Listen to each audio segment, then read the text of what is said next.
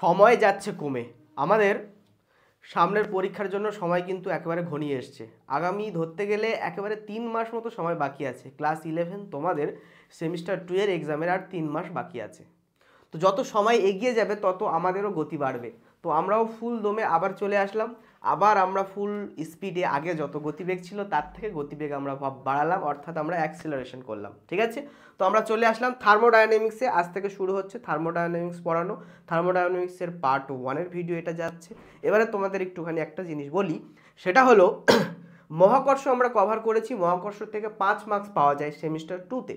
ঠিক আছে, আর থার্মোডায়নামিক্সটা যদি করা যায় তাহলে আরও 5 নম্বর পাওয়া যায়, অর্থাৎ 10 নম্বর পাওয়া যায়। তারপরে আরেকটা চ্যাপ্টার আছে যেটাকে বলে গ্যাসের গতীয় তত্ত্ব বা কাইনেটিক থিওরি অফ গ্যাসেস। ওটা যদি করা যায় তাহলে ওখান থেকে আরও 5 নম্বর পাওয়া যায়। তাহলে বিষয়টা কি গেল, ছোট্ট একটা ক্যালকুলেশন দিয়ে তুমি বুঝে নিতে পারছো। বিষয়টা এটা হলো যে আমাদের যদি গ্র্যাভিটেশন বা মহাকর্ষ করি 5 মার্কস পাবো, আর আমরা থার্মোডায়নামিক্স ভালো করে করলে 5 মার্কস পাবো, আর কাইনেটিক থিওরি অফ গ্যাসেস বা গ্যাসের গতীয় তত্ত্ব করলে 5 মার্কস পাবো। এই 3টে চ্যাপ্টার ভালো করে পড়লে আমরা 15 মার্কস তুলতে পারবো 35-এর ভিতরে। আমাদের টোটাল মার্কস কত? টোটাল হলো 35। ওকে, তাহলে যারা বুদ্ধিমান তারা যদি এই 3টে চ্যাপ্টার ভালো করে করে অন্তত পাস তো করে যেতে পারবে, তাই না? তারপরে থাকছে বাকি 20 নাম্বার। তাহলে 35 থেকে 15 চলে গেলে থাকে বাকি 20 মার্কস। এই বাকি 20 মার্কসের জন্য অনেকগুলো চ্যাপ্টার পড়তে হবে। তার জন্য আমাদের পড়তে হবে ইউনিট 7 পুরোটা আর ইউনিট 10 পুরোটা। ইউনিট 7-এ অনেকগুলো চ্যাপ্টার আছে পরপর, আর ইউনিট 10-এও অনেকগুলো পরপর চ্যাপ্টার আছে। এই দুটো করলে এটা থেকে 10 মার্কস আর এটা থেকে 10 মার্কস। বোঝা গেল বিষয়টা? তার মানে কি বোঝা গেল, আমাদের প্রথমেই আমরা এই 5 5 10 কভার করে নিচ্ছি, দেন আমরা চলে যাব এই 10-এর পোর্শনে, তারপরে আমরা আসবো আবার এই 5 নম্বরের পোর্শনে, তারপর আমরা আবার আসবো বাকি 10 নম্বরের পোর্শনে। এভাবেই আমরা কন্টিনিউ করব। ওকে, চল শুরু করার আগে একটা জিনিস বলে নিই, আমাদের কম্পিটিটিভ চ্যানেল আছে এসওই বাংলা কম্পিটিটিভ চ্যানেল। ওই চ্যানেল সম্পর্কে অনেকেই জানো, অনেকেই জানো না। যারা জানো না তাদের জন্য বলছি, তোমরা এই এসওই বাংলা কম্পিটিটিভ চ্যানেলকে সাবস্ক্রাইব করো, সেই চ্যানেলটাকে ফলো করো। সেখানে পর কম্পিটিটিভের ভিডিও আসছে। কারণ যারা তোমরা এখন 11-এ আছো তাদের নিশ্চয়ই কিছু কিছু জিনিস কম্পিটিটিভের রেডি করা প্রয়োজন আছে। যেমন গ্র্যাভিটেশন আমাদের পড়ানো হচ্ছে, তার সাথে সাথে একদম প্যারালালি গ্র্যাভিটেশনের কম্পিটিটিভেরও ক্লাস এসছে কম্পিটিটিভ চ্যানেলে। তো ওখানে গিয়েও তোমাদেরকে দেখতে হবে, তাহলে বোর্ডের সাথে সাথে কম্পিটিটিভটাও তৈরি হয়ে যাচ্ছে। এটা একটা কিন্তু দারুণ বিষয়। সেই জন্য কম্পিটিটিভ চ্যানেলটাকে সাবস্ক্রাইব করো এবং চ্যানেলটাকে ফলো করো। সেখানে পরপর ভিডিও আসছে ফিজিক্স, কেমিস্ট্রি, বায়োলজি, ম্যাথের। সেখানে পরপর কিন্তু তোমরা দেখতে থাকো বোর্ডের সাথে সাথে। ওকে, চলো আমরা তাহলে থার্মোডায়নামিক্স শুরু করে দিই। আচ্ছা, থার্মোডায়নামিক্সে কী পড়ানো হয়? থার্মোডায়নামিক্স অবভিয়াসলি একটা ম্যাক্রো লেভেলের সায়েন্স। এখানে যে আমরা অ্যাটমিক স্ট্রাকচার, অ্যাটমের গঠন, অ্যাটমিক স্কেলে বিভিন্ন জিনিসপত্র নিয়ে আলোচনা করি না। এখানে আমরা আলোচনা করি ম্যাক্রো লেভেলে। ঠিক আছে, মানে বড় লেভেলে আলোচনা করি। এবারে প্রশ্ন হলো, থার্মো নাম থেকেই তোমরা বুঝতে পারছো এখানে থার্মাল বা টেম্পারেচার এই কথাটার সাথে সম্পর্কিত। অর্থাৎ এখানে টেম্পারেচার কীভাবে তৈরি হয়, টেম্পারেচার তৈরি হওয়ার জন্য হিটের প্রয়োজন আছে। তাহলে মূল কথা হলো তাপ নিয়ে আলোচনা হবে। তাপগতিবিদ্যা, বাংলাটা কি? বাংলাটা হলো তাপগতিবিদ্যা। তার মানে তাপ নিয়ে আলোচনা হবে। এবারে প্রশ্ন হলো, তাপ বিষয়টা কি? তাপ সম্পর্কে প্রাচীনকালে একটা ধারণা ছিল যে তাপ বস্তুর ভিতরে সূক্ষ্ম প্রবাহী হিসাবে চলাচল করে। ঠিক আছে, সূক্ষ্ম প্রবাহী হিসাবে এটার নাম দেওয়া হয়েছিল কেলরিক। এই সূক্ষ্ম প্রবাহীকে নাম দেওয়া হয়েছিল, এটা প্রাচীনকালের কনসেপ্ট কিন্তু মাথায় রাখো। এটাকে নাম দেওয়া হয়েছিল কেলরিক। বলা হয় কেলরিক ফ্লোয়ের কারণে ম্যাটারের ভিতরে হিটের উৎপত্তি হয়েছে। তো এই কেলরিক বা সূক্ষ্ম প্রবাহী কেমনভাবে প্রবাহিত হয়? বলছে পদার্থের ভিতরে কিছু সূক্ষ্ম ছিদ্র থাকে, এই ছিদ্রগুলোর ভিতর দিয়ে এই কেলরিক প্রবাহিত হয়, যার কারণে তাপের উৎপন্ন হয়েছে। তাহলে একটা শীতল আর উষ্ণ বস্তু পাশাপাশি রাখলে তার ভিতর দিয়ে কেলরিকটা অর্থাৎ সূক্ষ্ম প্রবাহী এক বস্তু থেকে অন্য বস্তুতে প্রবাহিত হবে, তাই না? এবারে প্রশ্ন হলো, এটা ছিল প্রাচীন কনসেপ্ট, এখন এই কনসেপ্টটা গ্রহণযোগ্য নয়। আমরা বুঝতেই পারছি এই কনসেপ্ট গ্রহণযোগ্য নয়। তো এই কনসেপ্ট থেকে অরিজিনাল কনসেপ্টে কিভাবে আসলো? অরিজিনাল কনসেপ্টে আসার জন্য একজন সায়েন্টিস্ট, ঠিক আছে, একটা যুদ্ধের সাবমেরিন, সেই যুদ্ধের সাবমেরিনে দূরবীন দিয়ে ছিদ্র করছিল। ছিদ্র করার সময় দেখা গেছে ওই ছিদ্র করার জন্য যতটা দেখছে, ছিদ্র করার জন্য দেখবে কিছু এনার্জি লস হচ্ছে, সেখানে সে যে এনার্জিটা লস হচ্ছে বা যে কার্য করতে হচ্ছে দেখতে পাচ্ছে, সেখানে যদি আমরা কিছুটা জল ফেলি তাহলে জলটা গরম হয়ে যাচ্ছে। তোমরা দেখবে কি বলে ওগুলো, যেটা ড্রিল মেশিন বলে, ড্রিল মেশিন দিয়ে ফুটো করার সময় দেখবে ফুটো তো হয়ে গেল, ওখানে কিছু জল ফেলবে দেখবে সেটা গরম হয়ে যাচ্ছে। তাহলে এই যে আমরা এখানে ড্রিল মেশিন দিয়ে ফুটো করলাম, তাহলে এখানে তাপ কিভাবে এলো? এখান থেকে এই কনসেপ্টটা আসলো যে না ভাই, তাপ হলো এক প্রকার শক্তি। ঠিক আছে, তাপ হলো এক প্রকার শক্তি এবং শক্তির আমরা সাধারণ ধর্ম জানি, শক্তি এক শক্তি থেকে অন্য শক্তিতে রূপান্তরিত হয়। এবারে ওই যে যখন তুরবিন দিয়ে ওটা ছিদ্র করা হচ্ছিল সাবমেরিনটা, তখন একটা জিনিস দেখা গেল যে তুরবিনটা বা যে ড্রিল মেশিনটা যদি খুব ধারালো হয় তাহলে কি বেশি তাপ উৎপন্ন হবে? বলছে না, তাহলে বেশি তাপ উৎপন্ন হবে না। তাহলে কি করলে বেশি তাপ উৎপন্ন হবে? দেখা গেছে যে ওইটা করার জন্য যতটা কার্য করতে হয়েছে সেই কার্যের পরিমাণ যদি বেশি বাড়ে তারপরে বেশি তাপ উৎপন্ন হবে। তার মানে বোঝা গেল যে কার্য তাপে রূপান্তরিত হচ্ছে। বুঝলে? এবারে প্রশ্ন হলো, কার্য তাপে রূপান্তরিত হচ্ছে, কিন্তু তাপ হলো এক প্রকার শক্তি, এক শক্তি থেকে অন্য শক্তিতে রূপান্তরিত হবে, তাহলে কার্যতে কেন রূপান্তরিত হচ্ছে? আমরা জানি যখন আমরা এগুলো পড়ছিলাম, কাইনেমেটিক্সের বিভিন্ন আলোচনা পড়ছিলাম, বা আমরা প্রিভিয়াস সেমিস্টারে যতগুলো চ্যাপ্টার পড়েছি সেখানে একটা জিনিস কিন্তু কমন ছিল যে কৃতকার্যগুলো গতিশক্তি যেমন যান্ত্রিক শক্তিতে রূপান্তরিত হয়। কৃতকার্য মানে এক প্রকারের যান্ত্রিক শক্তি। গতিশীল অবস্থায় কৃতকার্যকে গতিশক্তি বলি, স্থির অবস্থায় বা অবস্থানের পরিবর্তনের কারণে শক্তিকে বলা হয় স্থিতিশক্তি। তাহলে আলটিমেটলি বিষয় এটা থেকে যাচ্ছে যে কৃতকার্য এক প্রকারের যান্ত্রিক শক্তি, তো তাপ শক্তি তাহলে যান্ত্রিক শক্তিতে রূপান্তরিত হচ্ছে। অর্থাৎ এখানে বিষয়টা একটা কমন এসে গেল যে শক্তি এবং কৃতকার্যের ভিতরে ইন্টারচেঞ্জ হতে পারে। তো এটা সায়েন্সের যে ম্যাক্রো ব্রাঞ্চে আলোচনা করা হয়, যে বিশাল ব্রাঞ্চ নিয়ে আলোচনা করা হয়, তাকে বলা হয় থার্মোডাইনামিক্স। ক্লিয়ার হলো? তো থার্মোডাইনামিক্সে আমাদের এই জিনিসটাই সবার প্রথমে পড়তে হবে। তো থার্মোডাইনামিক্সে এখানে আমাদের তিনটে ল সম্পর্কে পড়তে হবে।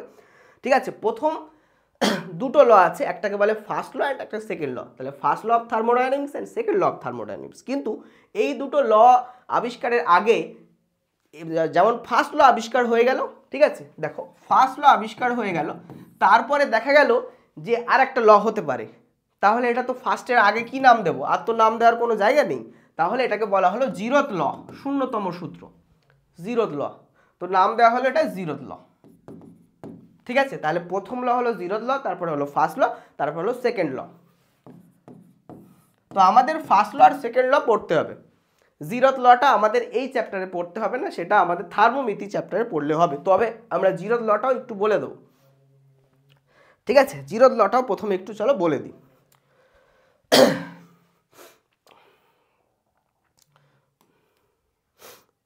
চলো জিরোথ লর বিষয়টা বোঝার চেষ্টা করো। ধরো একটা বস্তু আছে এ আর একটা বস্তু আছে বি, এরা তাপীয় সাম্যাবস্থায় আছে। কিসে আছে?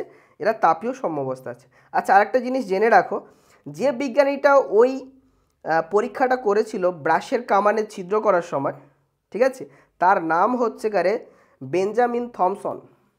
1798 খ্রিস্টাব্দে বেঞ্জামিন থমসন, বেঞ্জামিন থমসন বলে একজন সায়েন্টিস্ট ছিল, ফার্স্ট অবজার্ভ করলো যে তাপ হলো এক প্রকার শক্তি। সে কি করেছিল, ব্রাশের কামানে ছিদ্র করার সময় দেখলো প্রচুর তাপ উৎপন্ন হচ্ছে, সেই তাপটা কি জল ফুটানোর কাজে ব্যবহৃত করা যেতে পারে। মানে সেখানে জল দিলে দেখছে জল ফুটে যাচ্ছে। বুঝলে?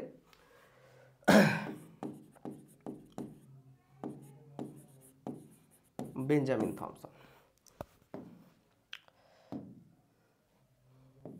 আচ্ছা আচ্ছা, আমরা যেখানে ছিলাম ওসব আলোচনা আমরা ছাড়ি, আমরা এখন জিরোথ ল পড়ছি। ধরো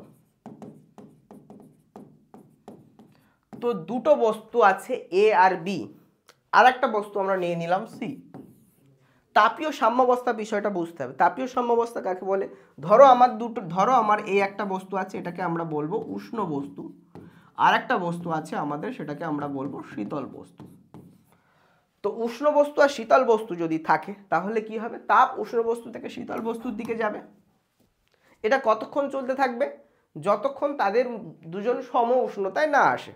আর যখনই সম উষ্ণতায় এসে গেল তখন আর এদিক থেকে এদিকে তাপের ফ্লো হবে না, বা এদিক থেকে এদিকেও তাপের ফ্লো হবে না, ওই কন্ডিশনটাকে কি বলা হয়? ওই কন্ডিশনটাকে বলা হয় ইকুইলিব্রিয়াম কন্ডিশন বা সাম্যাবস্থা। কেমিস্ট্রিতে যখন দেখবে ইকুইলিব্রিয়াম পড়বে দেখবে এরকম চিহ্ন আছে, এদিকে যতটা ফ্লো হচ্ছে ওদিকেও ততটা ফ্লো হচ্ছে, অর্থাৎ ওভারঅল ফ্লোটা হচ্ছে না, ঠিক আছে, ইকুইলিব্রিয়াম কন্ডিশনে চলে এসছে। যেমন একটা ওয়াটার ট্যাঙ্ক দিয়েই উদাহরণ দিতে পারো, অনেক বড় ওয়াটার ট্যাঙ্ক, ছোট ওয়াটার ট্যাঙ্ক, পাইপ দিয়ে যুক্ত করলে তো জল লেভেল যখন দুটো সমান না আসছে ততক্ষণ পর্যন্ত জলের ফ্লো ওপর থেকে এই ট্যাঙ্ক থেকে এই ট্যাঙ্কে হতেই থাকবে, তাই না? সেরকম হিটের ক্ষেত্রে একই জিনিস হবে, যখনই দুজনের লেভেল সমান হয়ে গেল তখন তারা ইকুইলিব্রিয়াম কন্ডিশনে এলো। তাহলে দুজনের টেম্পারেচার সমান এলে এরা ইকুইলিব্রিয়াম কন্ডিশনে এলো। এবারে জিরোথ লটা কি?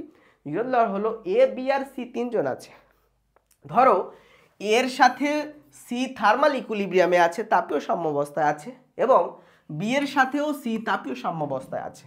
তাহলে আমরা এটা বলতে পারি যে এ আর বিও তাপীয় সাম্যাবস্থায় আছে। তাহলে যদি এ সি এর সাথে তাপীয় সাম্যাবস্থায় থাকে এবং বি সি এর সাথে তাপীয় সাম্যাবস্থায় থাকে, আমরা বলতে পারি এ বিও নিজেদের ভিতরে তাপীয় সাম্যাবস্থায় থাকবে।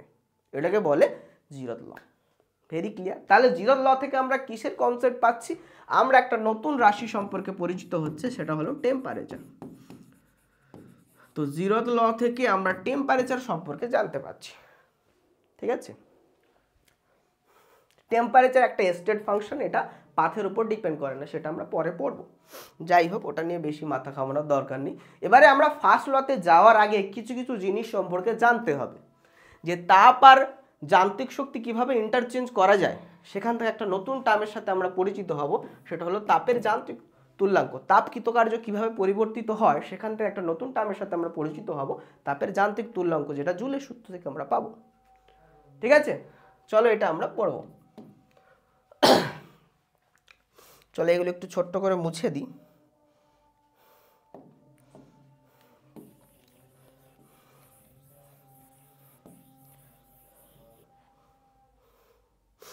ওকে, দেখো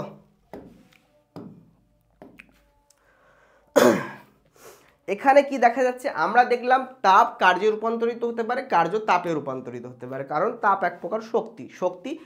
তাপ শক্তি কি শক্তিতে রূপান্তরিত হতে পারে? যান্ত্রিক শক্তিতে। যান্ত্রিক শক্তি মানে এখানে পেয়ে যাচ্ছি আমরা কৃতকার্য। তার মানে আমরা বলতে পারছি তাপ আর কৃতকার্য একে অপরে রূপান্তরিত হতে পারে।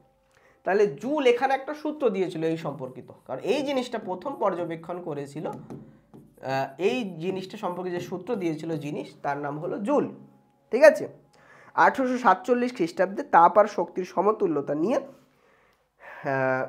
বিজ্ঞানী জেমস প্রেসকট জুল এই জিনিসটার একটা সূত্র দিয়েছিল, যেটাকে আমরা জুলের সূত্র বলব। জুলের সূত্র কি বলছে? বলছে কার্যকে পুরোপুরিভাবে তাপে রূপান্তরিত করা হলে কৃতকার্য আর উৎপন্ন তাপ পরস্পরের সমানুপাতিক হবে। তাহলে কার্যকে যদি পুরোপুরিভাবে তাপে রূপান্তরিত করা সম্ভব হয়, তাহলে কৃতকার্য W প্রপোর্শনাল টু হবে উৎপন্ন তাপ H এর সাথে। এটাকে বলা হয় জুলের সূত্র। ঠিক আছে, এটাকে বলা হয় জুলের সূত্র। তো এই জুলের সূত্রের সমানুপাতিক চিহ্ন যদি আমরা তুলি, এখানে একটা কনস্ট্যান্ট আসবে, যেটাকে আমরা বড় হাতের জে দিয়ে নাম দেব। এই বড় হাতের জে কে আমরা কি বলবো? বড় হাতের জে কে আমরা বলবো মেকানিক্যাল ইকুইভ্যালেন্ট অফ হিট, বা বাংলাতে আমরা বলবো তাপের যান্ত্রিক তুল্যাঙ্ক। কি বলবো? তাপের যান্ত্রিক তুল্যাঙ্ক। ঠিক আছে, বা মেকানিক্যাল ইকুইভ্যালেন্ট অফ হিট।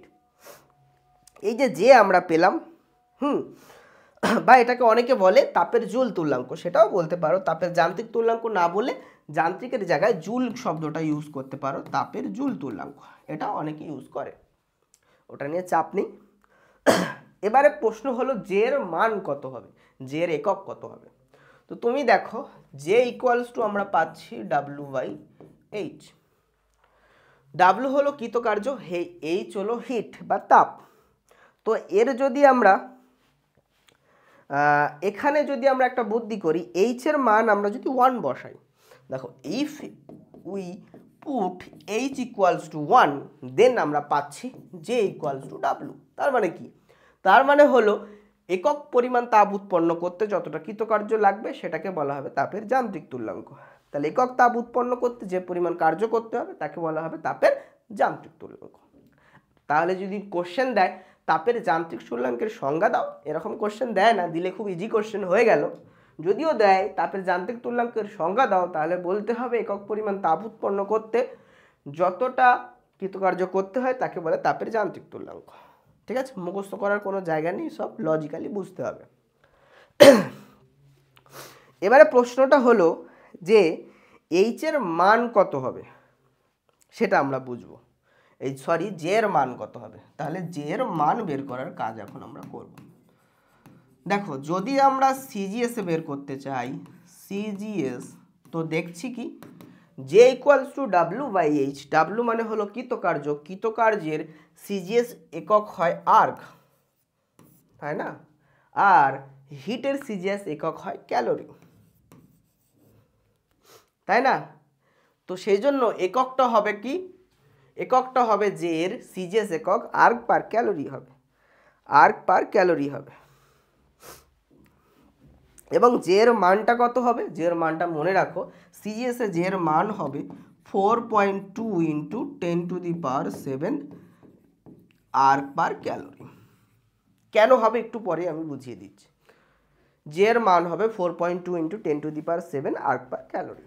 এবারে যদি আমি এসআইতে আসি, কি হবে, এসআইতে যদি তুমি আসো তাহলে দেখো যে যেহেতু ডাব্লু বাই এইচ, তো ডাব্লুর এসআইতে হয় কত, জুল, আর হিট বা তাপেরও এসআই একক হয় জুল। তো জুল জুল কেটে গিয়ে কি থাকে, জুল জুল কেটে গিয়ে 1 থাকে। ঠিক আছে, তাহলে আমরা কি পেলাম, তাহলে আমরা পেলাম যে এর এসআই একক হবে মাত্রাহীন, ইউনিটলেস। সো ইউনিটলেস, ইউনিটলেস, মাত্রাহীন। যদি মাত্রাহীন হয়, ইউনিটলেস, এবং বলছে জে এর মান কত হবে এসআইতে, বলছে জে এর মান এসআইতে আমরা ধরে নেব 1, কারণ ওপরের নিচের মান যাই বসাও কেটে যাবে, কেটে গিয়ে ভ্যালুটা আলটিমেটলি পাবো 1। তাহলে আমি উপরে লিখে দিচ্ছি স্টার দিয়ে, এসআইতে জে এর মান হবে 1। ঠিক আছে, এবারে আমরা কি জানি, 1 জুল মানে 10⁻⁷ আর্ক, আর 1 জুল মানে 4.2 ক্যালোরি, এটা জানো তো। এই 1 ক্যালোরি মানে 4.2 জুল, সেই জন্য এখানে এসছে 4.2 ইন্টু 10⁻⁷ আর্ক পার ক্যালোরি। কেন, বোঝা গেল তো। আমরা কি জানি, আমরা সিম্পলি জানি 1 জুল মানে 10⁻⁷ আর্ক, আর 1 ক্যালোরি মানে 4.2 জুল, এবং ক্যালোরিটা নিচে আছে তাই 4.2টা উপরে চলে গেল, তাহলে 4.2 ইন্টু 10⁻⁷ আর্ক পার ক্যালোরি হয়েছে, এই কারণে। বোঝা গেল, কনসেপ্ট ক্লিয়ার। তাহলে এসআইতে জে এর মান হবে সবসময় 1, সিজিএস এর মান হবে কত, 4.2 ইন্টু 10⁻⁷ আর্ক পার ক্যালোরি। এই দুটো জিনিস অঙ্ক করার সময় আমাদের কাজে লাগবে। ক্লিয়ার। তাহলে এইটুকুতে আমরা শিখলাম কি, এইটুকুতে আমরা শিখলাম একটা নতুন রাশি সম্পর্কে, যেটাকে বলা হয় তাপের যান্ত্রিক তুল্যাঙ্ক। এটা কোত্থেকে এলো, আমরা দেখলাম তাপ কৃতকার্যতে রূপান্তরিত হতে পারে, আর তাপ যখন কৃতকার্যতে রূপান্তরিত হয় এটা জুলের সূত্র দিয়ে আমরা বর্ণনা করতে পারি। জুল বলছে যে কৃতকার্য আর তাপ একে অপরের সমানুপাতিক হবে, সেখান থেকে একটা ধ্রুবক আমরা পেলাম যে, যেকে বলা হয় তাপের যান্ত্রিক তুল্যাঙ্ক। এটা সম্পর্কে আমরা জানলাম, তার মান সিজিএস আর এসআইতে জানলাম। এসআইতে তার কোনো একক হয় না, মানটা 1 হয়, সিজিএসে 4.2 ইন্টু 10⁻⁷ আর্ক পার ক্যালোরি। এইটুকু যদি তুমি বোঝো তাহলে এখন তোমাকে একটা এখান থেকে অঙ্ক করতে হবে, 2-1টা। চলো দেখি কেমন বুঝেছো, আমরা অঙ্ক করতে পারি কিনা। প্রথম অঙ্কটা আমাদের কি আছে ভালো করে বোঝার চেষ্টা করো। প্রথম অঙ্কটা, স্থির অবস্থা থেকে একটা ধাতুর টুকরো 90 মিটার নিচে পড়ায় টুকরোটির উষ্ণতা 1.4 ডিগ্রি সেলসিয়াস বাড়লো। তাহলে কি হয়েছে, স্থির অবস্থা থেকে একটা ধাতুর টুকরো 90 মিটার নিচে পড়েছে, কত মিটার, 90 মিটার নিচে পড়েছে, পড়ায় ধাতুর টুকরোটির উষ্ণতা কত বাড়লো, উষ্ণতা বেড়েছে 1.4 ডিগ্রি সেলসিয়াস। হলো, যদি ধরা যায় যে উৎপন্ন তাপের 2/3 অংশ ধাতুটির উষ্ণতা বৃদ্ধিতে কার্যকর হয়েছে, তাহলে উৎপন্ন তাপের এই যে 1.4 ডিগ্রি সেলসিয়াস উষ্ণতা বাড়লো, এটা বেড়েছে নিশ্চয়ই তাপ গ্রহণের কারণে। তাপ না গ্রহণ করলে তো উষ্ণতা বাড়ে না। তাহলে যে তাপ গ্রহণ করলো বা উৎপন্ন হলো যে তাপ, সেই তাপের কত অংশ, 2/3 অংশ। তাহলে এইচ উৎপন্ন তাপ, তার 2/3 অংশই এই 1.4 ডিগ্রি উষ্ণতা বাড়িয়েছে। এখানে বলে দিল যে ধরা যাক উৎপন্ন তাপের 2/3 অংশ ধাতুটির উষ্ণতা বৃদ্ধিতে কার্যকর হয়েছে। ওকে, তাহলে তাপের যান্ত্রিক তুল্যাঙ্কের মান কত, মানে জে এর মান কত? কি কি ইনফরমেশন গিভেন? গিভেন আপেক্ষিক তাপ, যেটাকে আমরা এস দিয়ে লিখি, আপেক্ষিক তাপকে ছোট হাতের এস দিয়ে লেখা হয়। আপেক্ষিক তাপ হলো একক ভরের কোনো বস্তুর উষ্ণতা বৃদ্ধির জন্য যতটা তাপ, যেটা তোমরা এর আগের চ্যাপ্টারগুলোতে পড়বে, তো আমি বলে দিচ্ছি যতটা কাজে লাগবে তোমাদের এখানে প্রবলেম সলভের জন্য। তো এসকে আমরা আপেক্ষিক তাপ বলি। আপেক্ষিক তাপের ভ্যালু আছে 0.1 ক্যালোরি গ্রাম ইনভার্স ডিগ্রি সেলসিয়াস ইনভার্স। ওকে, এবং জি এর ভ্যালু কত দেওয়া আছে আমরা তো জানি। জি এর ভ্যালু যদি সিজিএসে ধরি 980 তোমার metre per cm per second square. এখানে ক্যালোরি দিয়েছে, এটা সেমি হবে, ভুল দিয়েছে, সেমি পার সেকেন্ড স্কোয়ার হবে। ওকে, তো এই দুটো আমাদের গিভেন, এই দুটো গিভেন। তো আমরা এখন কি করব? আমাদের জে বের করতে হবে, আমাদের বের করতে হবে জে। তো জে যখন বের করতে হবে তাহলে বলো আমরা কি করব, দেখি কার বুদ্ধি আছে কমেন্ট সেকশনে বলো আমরা কি করব। তাহলে আমাদের ফর্মুলা এটা জানি, W equals to J H, আর জে ইকুয়ালস টু হয় ডাব্লু বাই এইচ। তো ডাব্লু দরকার এবং এইচ দরকার। ডাব্লুটা আমরা খুব ইজিলি বের করতে পারি, 90 মিটার নিচে পড়ছে, তাহলে কৃতকার্য কত হবে? MGH formula. এম তো আমরা জানি না, বস্তুর ভর এমই ধরে নিচ্ছি। জি আমরা জানি 980 সিজিএস ইউনিট বসাতে হবে। এইচ হলো 90 মিটার, তাহলে 90 মিটার হলো এইচ, যেটাকে আমরা সেন্টিমিটার করে নিই। চলো, সেন্টিমিটার মানে 100 দিয়ে গুণ করতে হয়, তাহলে 90 ইন্টু 100, এটা পেয়ে গেলাম আমরা কৃতকার্য। কৃতকার্য সিজিএস একক হয় আর্গ, তো আমরা আর্গ বসিয়ে দিলাম। তো ডাব্লু আমরা পেয়ে গেলাম, উপরে বসিয়ে দেবো। চলো বসিয়ে দিই। কত পেয়েছি বাবু? M into 980 into 90 into 100। Okay, এখন এইচ আমরা কোথায় পাবো বলো? কার বুদ্ধি আছে এখানেই বোঝা যাবে যে এইচ কিভাবে বের করবে সে। এর জন্য প্রিভিয়াস চ্যাপ্টারে একটা কনসেপ্ট লাগবে, সেটা আমি এখানেই বলে দিচ্ছি, যে উৎপন্ন তাপের ফর্মুলা হয় এইচ ইকুয়ালস টু এমএসটি। এটা তোমরা 9-এ পড়েছো, 9-এ পড়েছো, ক্লাস 9-এ যে উৎপন্ন তাপের ফর্মুলা কত হয়, গৃহীত বা বর্জিত তাপের ফর্মুলা হয় H equals to MST. M হলো বস্তুটার ভর, এস হলো তার আপেক্ষিক তাপ, আর টি হলো উষ্ণতা বৃদ্ধি। এটা মাথায় রাখবে, এটাই বারবার কাজে লাগবে এখানে। তাহলে গৃহীত বা বর্জিত তাপের ফর্মুলা কি? H equals to MST. আমি সাইডে লিখে দিচ্ছি, গৃহীত বা বর্জিত তাপ এইচ ইকুয়ালস টু এমএসটি। খুব ভালো কথা। তাহলে এইচ ইকুয়ালস টু হবে এমএসটি। এবারে আমাদের বলেছে উষ্ণতা বৃদ্ধি করেছে কতটা? তাপের 2/3 অংশ, তাহলে পুরোটা করতে পারিনি। তা উষ্ণতা বৃদ্ধি যখন আমরা 1.4 ডিগ্রি সেলসিয়াস ইউজ করব, তখন সেটা পুরো হিট নয়, 2/3 অংশ। তাহলে আমরা এখানে কি বসাবো? এইচ ইন্টু 2/3 অংশ। সো আমি লাইন দিয়ে দেখাচ্ছি, তাহলে আমরা এইচ ইন্টু 2/3 অংশ ইকুয়ালস টু কি লিখবো? ইকুয়ালস টু এগুলো পরপর লিখবো। তো এম আমরা জানি না, আপেক্ষিক তাপ এস এর ভ্যালু তো আমরা জানি কত, 0.1 সিজিএস ইউনিটি আছে, টি উষ্ণতা বৃদ্ধি 1.4। তাহলে এখান থেকে আমরা এইচ কত পেলাম? এম ইন্টু 2/3, এপারে আসলে হয়ে যাচ্ছে 3/2 ইন্টু 0.1 ইন্টু 1.4। তাহলে এইচ এর ভ্যালু এটাই আসলো, যেটা আমরা এই নিচে এখানে বসাবো। সো বসালে কি হচ্ছে? M into 3/2 into 0.1 into 1.4। তো ক্যালকুলেশন করো, এই দুইটা উপরে চলে যাচ্ছে, 3টা থাকছে, এম কেটে যাচ্ছে, ক্যালকুলেশন করলেই জে এর ভ্যালু বেরিয়ে যাবে। ক্যালকুলেশন করলে জে এর ভ্যালু কত দাঁড়াচ্ছে? 4.2 ইন্টু 10⁻7। 4.2 ইন্টু 10⁻7 একক হয়, আমরা সিজিএসে জানি আর্গ পার ক্যালোরি, তাই না? তাহলে এটা আমার জি এর ভ্যালু দাঁড়ালো। ওকে, তাহলে ঠিকঠাকই আছে। আর আমরা জানি এসআইতে সিজিএসে ভ্যালুটা এটাই হয়, তাহলে আমাদের উত্তর ঠিক আছে, তাই না? ওকে, চলো তাহলে বোঝা গেল অঙ্কটা কিভাবে করব। শুধু কিছু কিছু জিনিসের কনসেপ্ট লাগবে, যেমন যে কনসেপ্টটা লাগবে সেটা আমি বলে দিলাম, গৃহীত বর্জিত তাপের ফর্মুলা। আর কৃতকার্য বের করা তো আমরা আগেই শিখেছি, W=mgh। বেসিক কনসেপ্টগুলো জানলেই তুমি করতে পারবে। এইটা মাথায় রাখতে হবে, তাপের 2/3 অংশ উষ্ণতা বৃদ্ধি করেছে। যখন তুমি উষ্ণতা বৃদ্ধি টি এর জায়গায় 1.4 ডিগ্রি সেলসিয়াস বসাচ্ছ, তাহলে তাপের পুরোটা নিলে হবে না, 2/3 অংশটা নিতে হবে। ক্লিয়ার? একদম। চলো আর একটা কোশ্চেন চলো আমরা করে নিই এখান থেকে।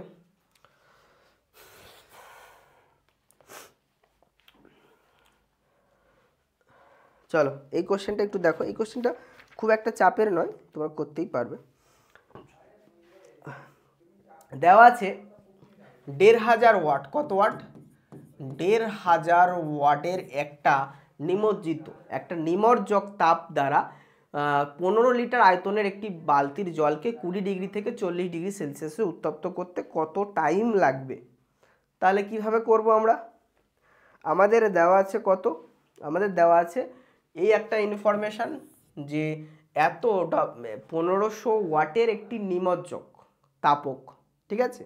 তাহলে তার ক্ষমতা দিয়ে দিয়েছে, নিমজ্জক তাপকের ক্ষমতা দিয়ে দিয়েছে, তার দ্বারা 15 লিটার আয়তনের এক বালতি জলকে, তাহলে ওই হিটারটা দিয়ে আমরা কি করতে পারছি, এত ওয়াটের হিটারটা দিয়ে আমরা 15 লিটার আয়তনের জলের এক বালতি জলকে উষ্ণতা আমরা 20 ডিগ্রি সেলসিয়াস থেকে বাড়িয়ে 40 ডিগ্রি সেলসিয়াসে নিয়ে গেলাম।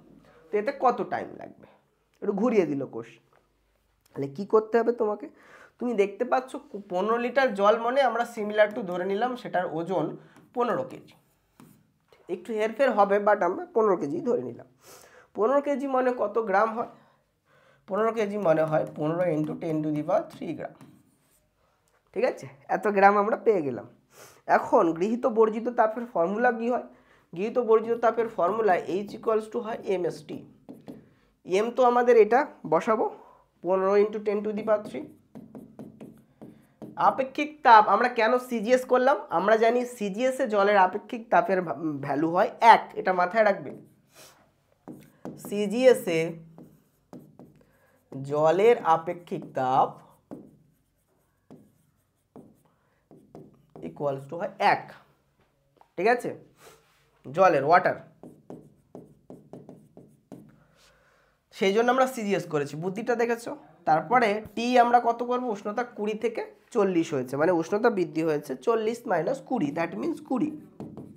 তাহলে এটা হলো গৃহীত বা বর্জিত তাপ, ঠিক আছে? এই গৃহীত বর্জিত তাপ কি করবে? এই গৃহীত বর্জিত তাপ আমরা পেয়েছি সেটা হলো এইচ, আর আমরা জানি যে W = JH, তাই না? সো H = আমরা কি বলতে পারি? W/J, তাই না? আচ্ছা, আর একটা জিনিস তুমি দেখতেই পাচ্ছ, তোমার দেওয়া আছে 1500 ওয়াট, এটা দেওয়া আছে তার ক্ষমতা, পি বা ক্ষমতা। তো আমরা কি জানি? আমরা জানি ক্ষমতা, এই সাইডে আমি করছি দেখো, ক্ষমতা পি মানে হলো W/T, তাই না? তাহলে আমরা ডাব্লিউর জায়গায় পি ইন্টু টি করতে পারি, ক্ষমতা ইন্টু টি করতে পারি। তাহলে ওপরে যখন ডাব্লিউ আছে সেখানে আমরা ক্ষমতা ইন্টু টি করে দিলাম, আর নিচে জে রেখে দিলাম। তো ক্ষমতা আছে আমার 1500 ওয়াট, আর কত টাইম লেগেছে তাহলে আমরা বের করতে পারবো, তাই না? কত টাইম লেগেছে আমরা বের করতে পারবো। আর নিচে আমরা জে এর ভ্যালু বসাবো। আচ্ছা, এইবার বলো জে এর ভ্যালু আমরা কত বসাবো? এখন দেখো জে এর ভ্যালু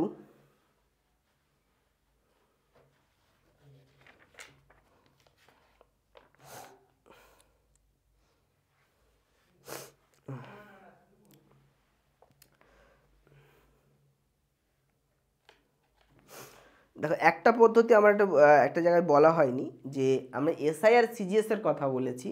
যদি পদ্ধতিটা আমাদের এমকেএস হতো, এমকেএস মানে এখানে মিটার, কিলোগ্রাম আর সেকেন্ড, এই তিনটে, মানে তিনটে ভৌত রাশি নিয়ে আলোচনা, তখন কিন্তু জে এর ভ্যালু আমরা 4.2 বসাবো। তখন জে এর ভ্যালু কত বসাবো? 4.2, শুধুমাত্র এমকেএস এর জন্য। আর এসআইতে যেটা সার্বজনীন সেখানে ভ্যালুটা হলো 1।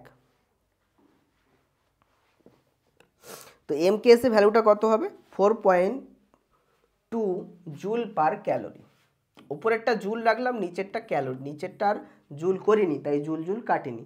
তাহলে আমরা আরেকটা একক, আমরা আরেকটা জে এর ভ্যালু ইউজ করতে পারি 4.2 জুল পার ক্যালোরি। ঠিক আছে, তো আমরা যদি তাহলে জে এর ভ্যালু এমকেএস ইউজ করি 4.2 বসাই, তাহলে নিচে বসাবো 4.2, 4.2 বসিয়ে দিলাম। আর এইচ এর ভ্যালু আমাদের পেয়েছি এটা বসাবো, এখান থেকে টি ক্যালকুলেশন হয়ে যাচ্ছে, কারণ এটা ইকুয়ালস টু এইচ, আর এইচ মানে আমরা পেয়েছি 15 × 10⁻³ × 1 × 20। এটা ক্যালকুলেশন, এখান থেকে টি এর ভ্যালু আমরা খুব ইজিলি বের করতে পারবো। তো ক্যালকুলেশন করলেই টি এর ভ্যালু বেরিয়ে যাবে, 4.2টা এখানে গুণ হয়ে যাবে, 1500 দিয়ে ভাগ হয়ে যাবে। 1500 মানে 15 কেটে দিলাম, 100 থাকলো, 100 দুটো শূন্য কাটলো, আর 3টে শূন্যর 3টে কেটে গেল, মানে 10 পড়ে থাকলো। তাহলে উপরে হলো 200 × 4.2, তাহলে 200 × 4.2, তাহলে কত হয় টি ইকুয়ালস টু 200 × 4.2, তাহলে পয়েন্ট চলে গেল 42, 420 × 2 মানে 840 সেকেন্ড। তাহলে উত্তর হলো কত 840 সেকেন্ড, উত্তর বেরিয়ে গেল 840 সেকেন্ড, আমাদের সময় আমরা পেয়ে গেলাম। বোঝা গেল? এরপরে আরেকটা অঙ্ক আমরা করব। ঠিক আছে, এই অঙ্কটা করেই আমরা নতুন টপিক শুরু করব। এই অঙ্কটা করে ফেলি।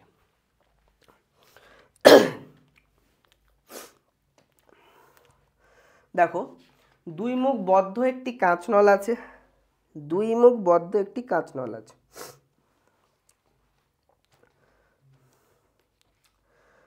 হ্যাঁ, তাহলে আমরা কি কি জিনিস দেখলাম? আমরা দেখলাম যে যদি এসআই একক হয় তাহলে সেটার মান জুল জুল কেটে গিয়ে 1 হচ্ছে, কিন্তু আমরা অধিকাংশ ক্ষেত্রে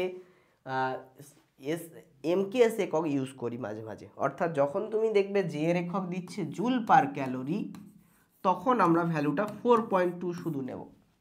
এখান থেকে তুমি ইন্টারচেঞ্জ করে নিতে পারছো সব। যখন তুমি দেখছো জুলের জায়গায় আর্ক পার ক্যালোরি হয়ে গেল, তখন তুমি বলবে ভ্যালুটা হবে 4.2 × 10⁻7।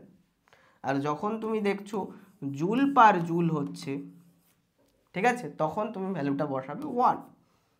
তাহলে মাথায় থাকছে এই তিনটে জিনিস। তো এটাকে বলে এমকেএসে, এটাকে বলে সিজিএসে, এটাকে বলে এসআইতে।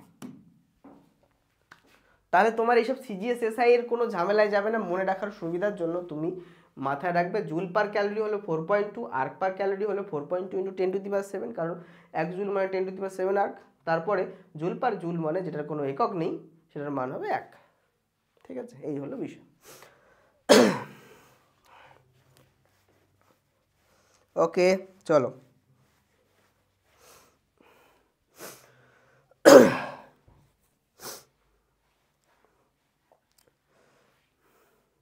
তাহলে আমরা কিন্তু অঙ্কেতে এইটা বেশি ইউজ করি না। এসআইতে যেটা আমরা জুল পার জুল করে 1 পেয়েছি সেটা আমরা বেশি ইউজ করি না। অঙ্কতে আমরা এই দুটো বেশি ইউজ করব, এটা আর এটা। মাথায় রাখবে, এই দুটো বেশি ইউজ করব। চলো এই অঙ্কটা আমরা দেখি। দুমুখ বন্ধ একটি কাঁচ নলে একটি 25 গ্রামের সীসার গুলি রাখা আছে।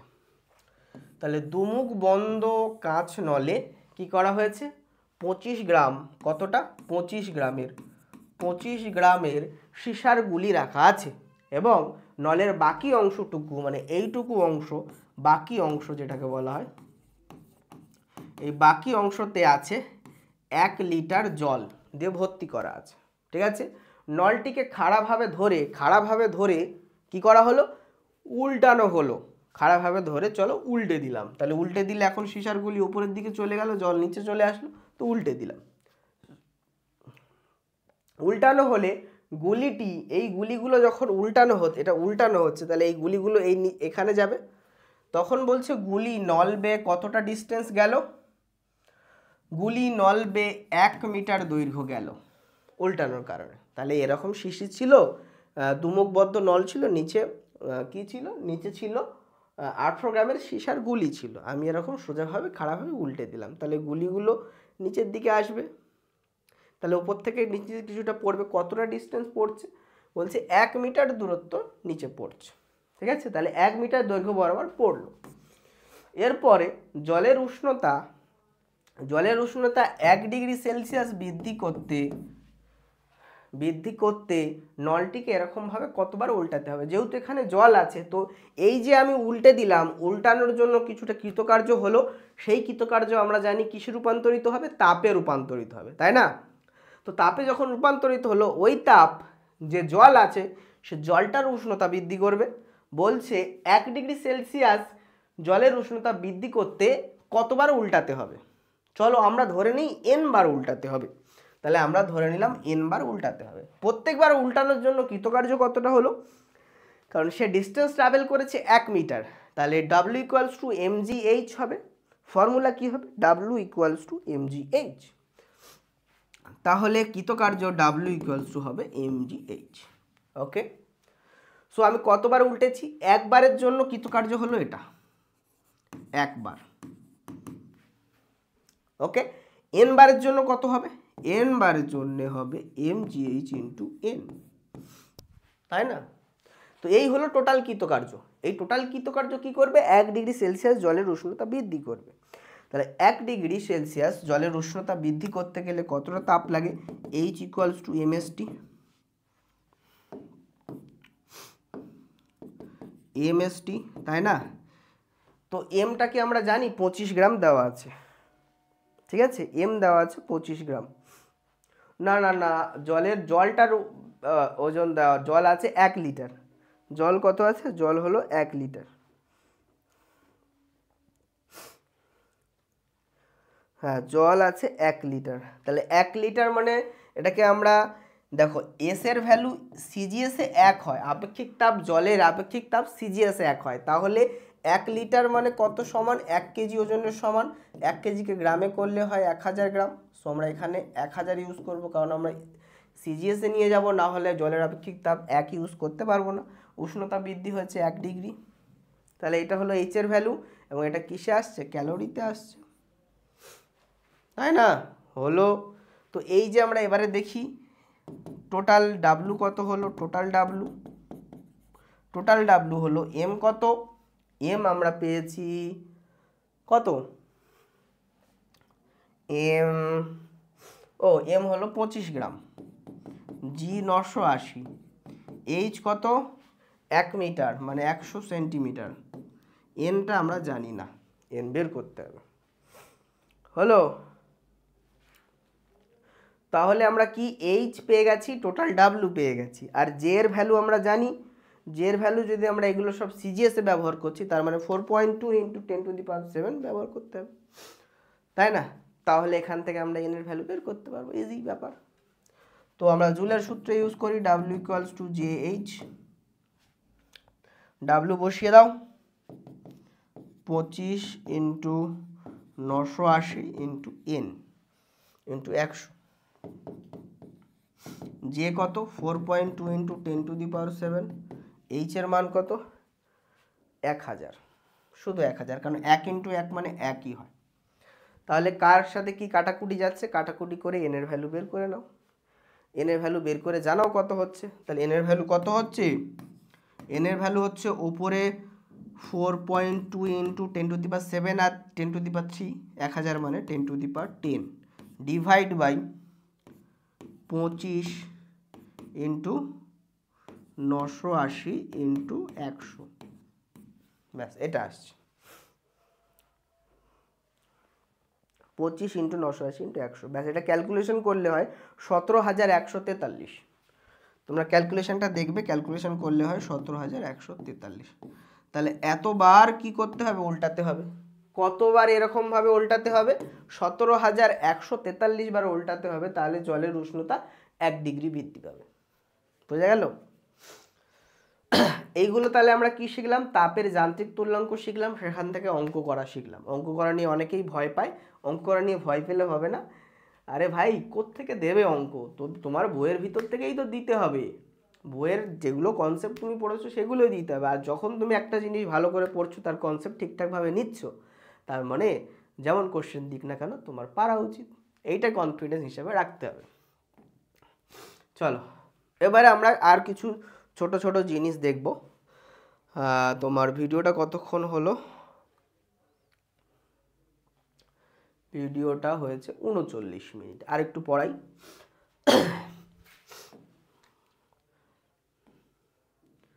তাপগতিবিদ্যার প্রথম সূত্র, গ্যাস দ্বারা কৃতকার্য, গ্যাসের আপেক্ষিক তাপ।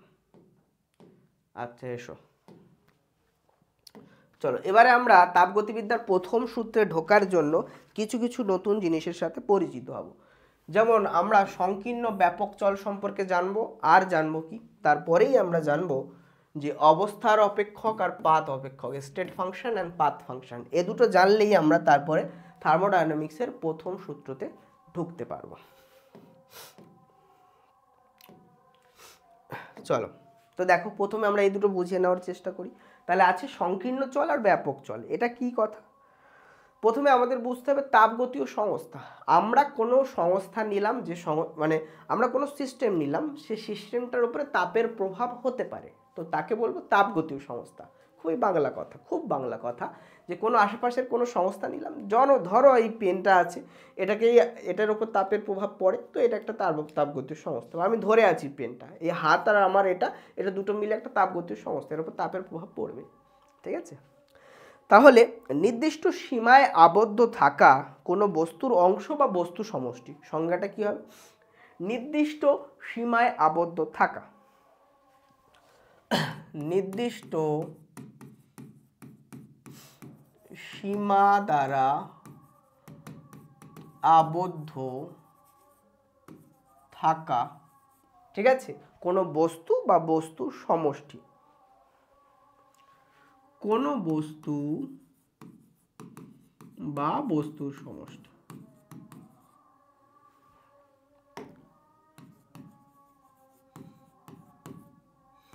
যার উপরে তাপের প্রভাব পড়ে,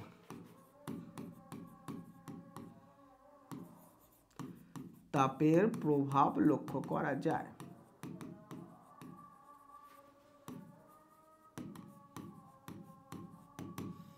তাকে তাপগতীয় সংস্থা বলে বা থার্মোডায়নামিক সিস্টেম বলে। আমরা দেখব সমস্ত বস্তু বা বস্তু সমষ্টির ক্ষেত্রেই মোটামুটি তাপের প্রভাব দেখতেই পাবো। সেই জন্য আমরা সংজ্ঞাটা যদি এইটুকু বলি, নির্দিষ্ট সীমা দ্বারা আবদ্ধ থাকা কোনো বস্তু বা বস্তুর সমষ্টি, তাকেই বলা হবে তাপগতীয় সংস্থা সাধারণভাবে, তো সেটাও হবে থার্মোডায়নামিক সিস্টেম।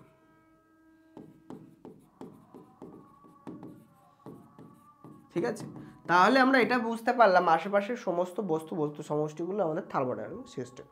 এখন থার্মোডায়নামিক সিস্টেমগুলোতে ধরো আমার একটা এই হাতে পেন আর হাত আছে, তো একটা বস্তুর সংস্থা হলো, ঠিক আছে? এই সংস্থাতে কি কি জিনিস আমরা মাপতে পারি, ঠিক আছে? তো মাপতে পারি, আমরা ভর মাপতে পারি, আমরা আয়তন মাপতে পারি, আমরা চাপ মাপতে পারি, আমরা উষ্ণতা মাপতে পারি, অনেক কিছুই আমরা মাপতে পারি পরপর। আমরা ঘনত্ব মাপতে পারি, আরও অনেক কিছু আমরা মাপতে পারি। তো যা কিছু আমরা মাপতে পাচ্ছি, এদের আমরা মাপতে পারি। তো যাদের আমরা মাপতে পারি তাদের আমরা রাশি বলি। ভৌত রাশি পড়েছিলাম না? তাহলে তাদেরকে আমরা কি বলবো? চলরাশি।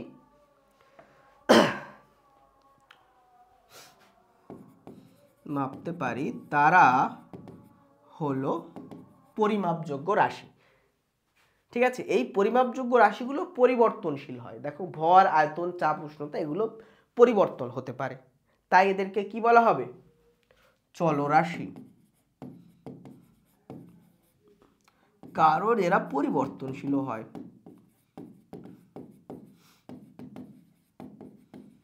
পরিবর্তনশীল হয়, ঠিক আছে?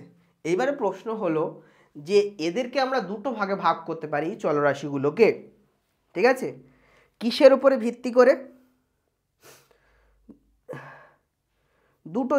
একটা জিনিসের উপরে ভিত্তি করে, যে এটা তার পদার্থের পরিমাণ বা ভরের উপরে ডিপেন্ড করে না করে না, তার উপরে ডিপেন্ড করে আমরা দু ভাগে ভাগ করতে পারি।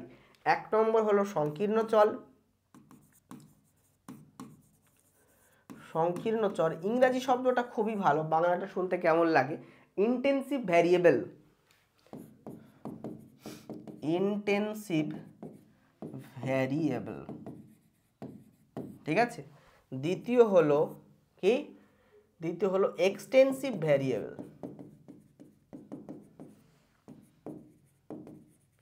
বা ব্যাপক চল। তাহলে কিসের উপর ডিপেন্ড করে এদের ভাগ করা হচ্ছে? তার ভর অথবা পদার্থের পরিমাণের উপরে নির্ভর করে কিনা।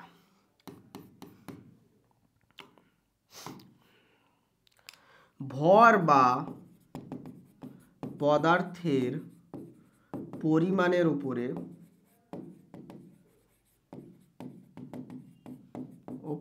নির্ভর করে কিনা, এর উপরে ডিপেন্ড করে ভাগ করা হচ্ছে। ঠিক আছে, এবারে প্রশ্ন হলো যে পদার্থের ভর বা পদার্থের পরিমাণ, তাহলে ভর বা পদার্থের পরিমাণের উপরে যে নির্ভর করবে তাদেরকে আমরা কি বলবো, আর যে নির্ভর করবে না তাদেরকে আমরা কি বলবো? যে নির্ভর করবে না সে হলো সংকীর্ণ চল। আমি একটা বাক্যে লিখে দিচ্ছি, যে নির্ভর করবে না, কার উপরে? ভর বা পদার্থের পরিমাণের উপরে, তারা হলো সংকীর্ণ চল। আর যারা নির্ভর করবে তারা হলো ব্যাপক চল। তাহলে এবারে কারা কোন ক্যাটাগরিতে পড়ছে উদাহরণ দিয়ে দেখি। চলো, তাহলে সংকীর্ণ চলের উদাহরণ আমরা কি দিতে পারি? তার মানে ভরের উপরে নির্ভর করবে না। তো আমরা বলছি চাপ, উষ্ণতা, পৃষ্ঠ টান। এক্সাম্পল কি? চাপ, উষ্ণতা, পৃষ্ঠ টান। এগুলো দেখো, এরা পদার্থের ভরের উপরে ডিপেন্ড করছে না।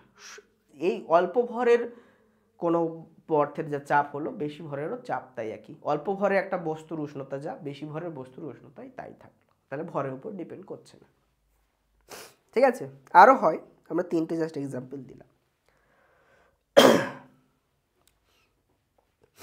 হ্যাঁ, এবারে দেখো ব্যাপক চলের এক্সাম্পল কি কি হতে পারে? ভরের উপর ডিপেন্ড করছে, তাহলে আয়তন হতে পারে, ঘনত্ব হতে পারে। তাহলে কি কি হতে পারে? এক্সাম্পল আয়তন, তাই না? আয়তন, ভর, ঘনত্ব নয়, সরি ঘনত্ব হবে না, আয়তন হতে পারে। আর কি হতে পারে? ভর হতে পারে। আর কি হতে পারে? চৌম্বক ভ্রামক, অভ্যন্তরীণ শক্তি, এনট্রপি। চৌম্বক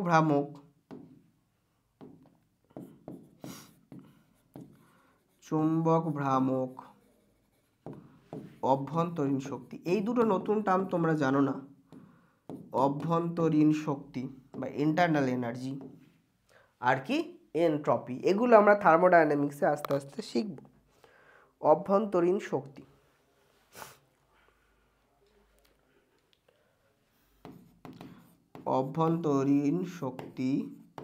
আর হলো এনট্রপি। এই অভ্যন্তরীণ শক্তি আমরা শিখব থার্মোডায়নামিক্সের ফার্স্ট ল থেকে, আর এই এনট্রপি আমরা শিখব সেকেন্ড ল থেকে। সেকেন্ড ল থেকে আমরা এনট্রপি শিখব, ফার্স্ট ল থেকে আমরা শিখব অভ্যন্তরীণ শক্তি। এরাও বস্তুর ভরের উপর ডিপেন্ড করে। ঠিক আছে, তাহলে ইন্টেন্সিভ আর এক্সটেন্সিভ ভ্যারিয়েবল, সংকীর্ণ আর ব্যাপক চল তোমার ক্লিয়ার হলো। এবার একটা ছোট্ট এক্সাম্পল দিয়ে এটা আমি বোঝাতে পারি। চলো সেটাকে বুঝিয়ে দিই। ছোট্ট এক্সাম্পল দিয়ে এটা বোঝানো যেতে পারে। আমরা একটা আবদ্ধ পাত্রে কিছু পরিমাণ গ্যাস নিলাম। এটা হলো আমাদের একটা আবদ্ধ পাত্র। এখানে আমরা কিছু পরিমাণ গ্যাস নেব। ঠিক আছে, যে গ্যাসের ভর হলো m, আয়তন হলো v, যে গ্যাসের ঘনত্ব হলো রো, যে গ্যাসের উষ্ণতা হলো T। ঠিক আছে, এখন এই আবদ্ধ পাত্রে ভর গ্যাসটাকে 4 ভাগে ভাগ করে দিলাম। ঠিক আছে, 4 ভাগে ভাগ করে দিলাম, 4টে সমান ভাগে ভাগ করে দিলাম। তো প্রথম ভাগের ভর হয়ে গেল এখন m/4, আয়তন হয়ে গেল v/4। সিমিলার এটাতে হবে, এটাতে হবে, এটাতে হবে, কিন্তু প্রথম ভাগের ঘনত্ব রয়ে গেল রো, উষ্ণতা রয়ে গেল টি। তাই না? তুমি 4 ভাগে ভাগ করলেও পুরো গ্যাসের যা ঘনত্ব হবে, এখানেও তাই ঘনত্ব, এখানেও তাই ঘনত্ব, এখানে তাই ঘনত্ব, এখানেও তাই ঘনত্ব, সব জায়গায় ঘনত্ব রোই থাকবে। তাই না? একই তো গ্যাস। আর সব জায়গায় উষ্ণতাও টি থাকবে, কারণ একই গ্যাসের উষ্ণতা সব জায়গায় একই থাকবে। 4 দিয়ে ভাগ করে দাও না, তো কি হয়েছে? কিন্তু আয়তন কি সব জায়গায় সমান হবে? এখানে v/4, এখানে v/4, v/4, v/4 যোগ করলে তারপর তো v পাবো। আয়তন পরিবর্তন হয়ে গেল, ভর পরিবর্তন হয়ে গেল।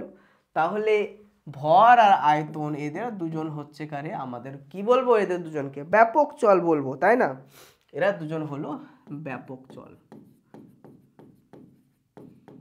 আর এরা দুজন হলো সংকীর্ণ চল, ভরের উপর ডিপেন্ড করে না। ক্লিয়ার হলো কনসেপ্টটা? ক্লিয়ার কিনা বলো? একদম।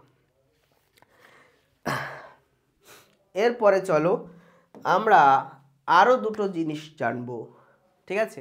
দেখো তোমরা থার্মোডায়নামিক্স কিন্তু কেমিস্ট্রিতে পড়বে, তবে কেমিস্ট্রির থার্মোডায়নামিক্স, ফিজিক্সের থার্মোডায়নামিক্স কিছু কিছু জায়গায় সিমিলারিটি পাবে, বাট আমাদের ফিজিক্সের থার্মোডায়নামিক্স কিছু ইঞ্জিনের কার্যক্ষমতা, যেমন hit engine, refrigerator, Karnaugh cycle, এগুলোর ভিতরে সীমাবদ্ধ থাকবে। কিন্তু দু একটা জায়গায় সিমিলারিটি পাবে, যখন তুমি অ্যাডিওবেটিক প্রসেস, তোমার আইসোথার্মাল প্রসেস এগুলো পড়বে, সেগুলো কিন্তু আমাদের আগের মতো মানে কেমিস্ট্রির মতো, চাপ নেই ওটা নিয়ে। ওকে চলো, তো এই দুটো আগে বুঝে নাও, নাহলে থার্মোডায়নামিক্সের বিষয়গুলো বুঝতে পারবে না। তো অবস্থার অপেক্ষক আর পাত অপেক্ষক আমি ইংরেজিতে লিখছি, দেখো একটাকে বলে স্টেট ফাংশন, স্টেট মানে হলো অবস্থা, আর একটা হলো পাত ফাংশন। ওকে, এ দুটো বোঝার চেষ্টা করি চলো।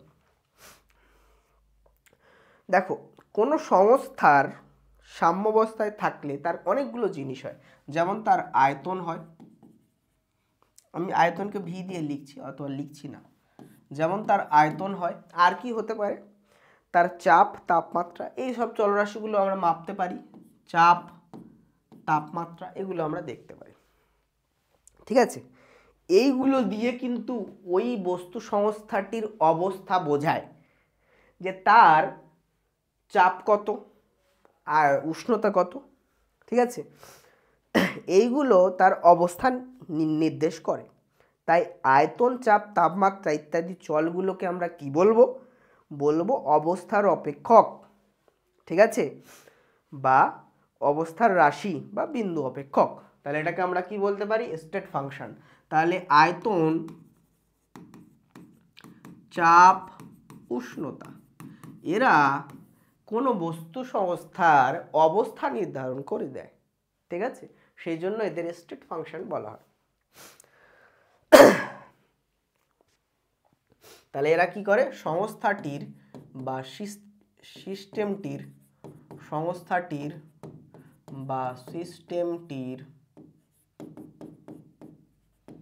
কি করে? অবস্থা নির্দেশ করে, স্টেট নির্দেশ করে। অবস্থা, কি অবস্থায় আছে, অবস্থা বা স্টেট নির্দেশ করে, তাই এদের স্টেট ফাংশন বলা হয়। এবার পাথ ফাংশন দেখলে বিষয়টা তোমার ক্লিয়ার হয়ে যাবে। ধরো আমরা এমন দুটো উদাহরণ নিলাম যেটার সাথে তোমরা খুবই পরিচিত, কিন্তু তোমরা বিষয়টা ভালো এখনো জানো না। ওয়ার্ক ডান বা কৃতকার্য, আর তাপ বা হিট, যেটা আমরা কিউ দিয়ে ধরো লিখলাম বা এইচ দিয়েও লিখতে পারো। এখন প্রশ্ন হলো যে এই দুটো যে রাশি পেলাম আমরা, এটা কোনোভাবেই সংস্থাটার অবস্থার সাথে জড়িত নয়। That is not related to the state of the system. একটা থার্মোডাইনামিক সিস্টেমের স্টেটের সাথে রিলেটেড নয়, এটা ডিপেন্ড করে তার পাথের ওপরে। কেমন করে ডিপেন্ড করে দেখো, ধরো দুটো অবস্থার কথা আমি বিচার করব, একটা হলো A condition and another is B condition. Okay, আমি এ অবস্থা থেকে বি অবস্থাতে যাব, ঠিক আছে? এ অবস্থায় ধরো তার কৃতকার্য ডাব্লু এ, ঠিক আছে? এ থেকে আমরা বিতে যাব, তাহলে এ থেকে যদি বিতে যাই তখন কৃতকার্য কত হবে? তখন হবে এ থেকে বি তো যাচ্ছি, সেটা আমরা লিখব ডাব্লু এ বি, এবি। এবং এই যে যাওয়াটা, এটা আমরা বিভিন্ন পাথে যেতে পারি, ঠিক আছে? এই যে যাওয়াটা আমরা বিভিন্নভাবে যেতে পারি। তুমি চাইলে এরকমভাবে যেতে পারো, এরকমভাবে যেতে পারো, এরকমভাবে যেতে পারো, এরকমভাবে যেতে পারো। যেমনভাবে যাবে সেই পাথের ওপর ডিপেন্ড করে কৃতকার্যের মানটা আলাদা হবে, তাই না? এবারে কথা হলো যে এখানে মূল বিষয়টা কি দাঁড়াচ্ছে? এখানে মূল বিষয়টা দাঁড়াচ্ছে এ অবস্থায় কার্যটাকে আমরা ধরেছি ডাব্লু এ, কিন্তু এটার কোনো মানেই বোঝায় না, কারণ কার্য সবসময় এ থেকে বিতে যেতে হবে, ঠিক আছে। যখনই আমরা এ থেকে বিতে যাব তখন কার্যকে আমরা WL লিখব, যেটার একটা মানে বোঝায়। তার মানে আমরা কি বলতে পারি, এ অবস্থা থেকে বি অবস্থায় সংস্থাটির অনেক রকম প্রক্রিয়ার মাধ্যমে নিয়ে যাওয়া যেতে পারে, ঠিক আছে। তাহলে আমরা শুধু WA কখনোই বলতে পারি না। কৃতকার্য একটা পাত থেকে অন্য পাতে নিয়ে যেতে হচ্ছে, এ থেকে বিতে নিয়ে যাচ্ছি, তো এ থেকে যখন আমরা বিতে নিয়ে যাচ্ছি সেই কৃতকার্যকে WAB বলছি। সেটা দেখো বিভিন্ন পাতে হতে পারে, এই পাতে হতে পারে, এই পাতে, এই পাতে, এই পাতে, এই পাতে। তাহলে এই কৃতকার্য কি স্টেটের উপর ডিপেন্ড করছে, এই অবস্থার উপর ডিপেন্ড করছে? করছে না তো, পাথের উপর ডিপেন্ড করছে। তাহলে that is path function. Similar আমরা হিটের ক্ষেত্রে দেখতে পারি, হিটের ক্ষেত্রে আমরা এ থেকে বিতে নিয়ে যাই যদি, তো আমরা বিভিন্ন পাথে নিয়ে যেতে পারি, ঠিক আছে। তো সেখানে আমরা QAB দিয়ে ডিনোট করব, তাহলে এটাও পাথের উপর ডিপেন্ড করছে। তাহলে হিট আর ওয়ার্ক ডান এই দুটো বা কার্য আর তাপ পাথের উপর ডিপেন্ড করে, তাহলে এরা হলো পাথ ফাংশন।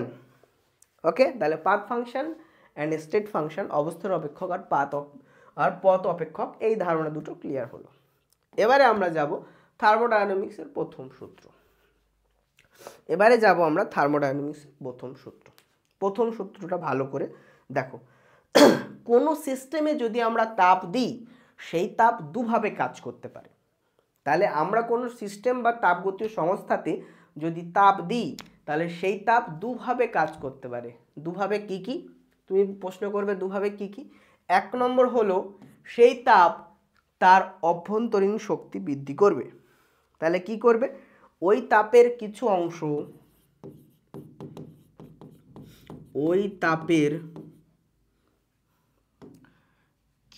অংশ তার অভ্যন্তরীণ শক্তি বৃদ্ধি করবে,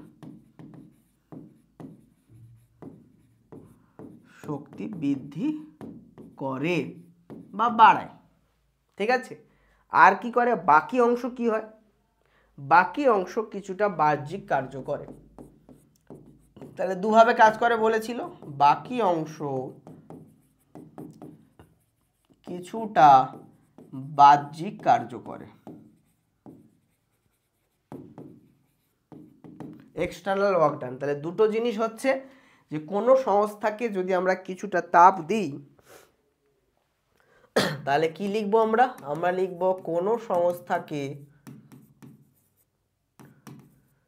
যদি তাপ দেওয়া হয়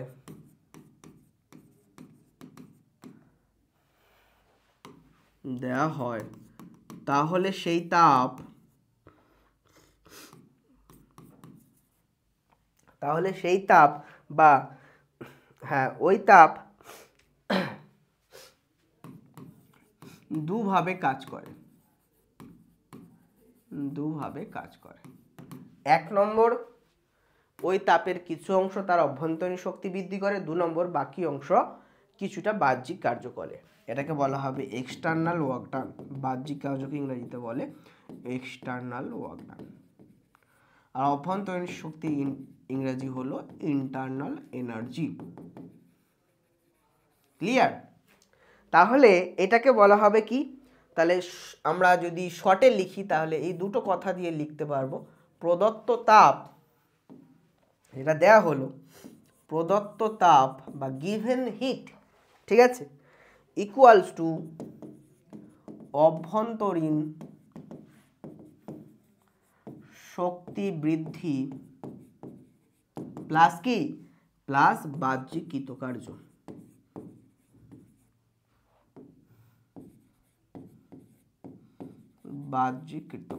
ব্যাস, এইটুকু আমরা বলতে পারি। এটাকে কি বলে? তাপগতিবিদ্যার প্রথম সূত্র, ঠিক আছে। এটাকে বলে তাপগতিবিদ্যার প্রথম সূত্র। এর আগে যে এই সূত্রটা কিন্তু আগে এসেছিল, তারপরে আরেকটা সূত্র পাওয়া গেছে। এবারে সেই সূত্রটা সিকুয়েল অনুযায়ী এর আগে দিতে হবে, সেই জন্য কোনো নাম খুঁজে পাওয়া যায়নি, তাই সেই সূত্রটাকে নাম দেওয়া হয়েছে জিরোথ ল বা শূন্যতার সূত্র, ঠিক আছে। তারপরে তখন এটাকে রাখা হয়েছে প্রথম সূত্রকে, ঠিক আছে। শূন্যতম সূত্র আগে রাখা হয়েছে, কিন্তু অ্যাকচুয়ালি আগে আবিষ্কার হয়েছে প্রথম সূত্র। এবারে ম্যাথামেটিক্যাল ফর্ম যদি লিখতে বলে তাহলে দেখো, অভ্যন্তরীণ শক্তি বৃদ্ধি করছে প্রাথমিক, প্রদত্ত তাপকে আমরা কিউ দিয়ে লিখতে পারি। অভ্যন্তরীণ শক্তি প্রথম ছিল ইউ ইনিশিয়াল, পরে সেটা বেড়ে গিয়ে হয়ে গেল ইউ ফাইনাল। তাহলে বৃদ্ধি কত হয়েছে? U final minus U initial হলো, প্লাস এক্সটার্নাল ওয়ার্ক ডানকে আমরা ডাব্লু দিয়ে দিলাম। তাহলে Q equals to U F minus U I plus W, এটা হলো এর ম্যাথামেটিক্যাল ফর্ম। যদি এটাতে আমরা খুব অল্প পরিমাণে তাপ দিই, অল্প পরিমাণে তাপ ডি কিউ পরিমাণ দিই, তাহলে অভ্যন্তরীণ শক্তি বৃদ্ধি DU plus external work done হবে ডিডাব্লু। এটাও আমরা বলতে পারি। এটা কখন? যখন সামান্য পরিমাণে তাপ দেওয়া হবে, যখন বস্তুতে খুব সামান্য পরিমাণ তাপ দেওয়া হবে।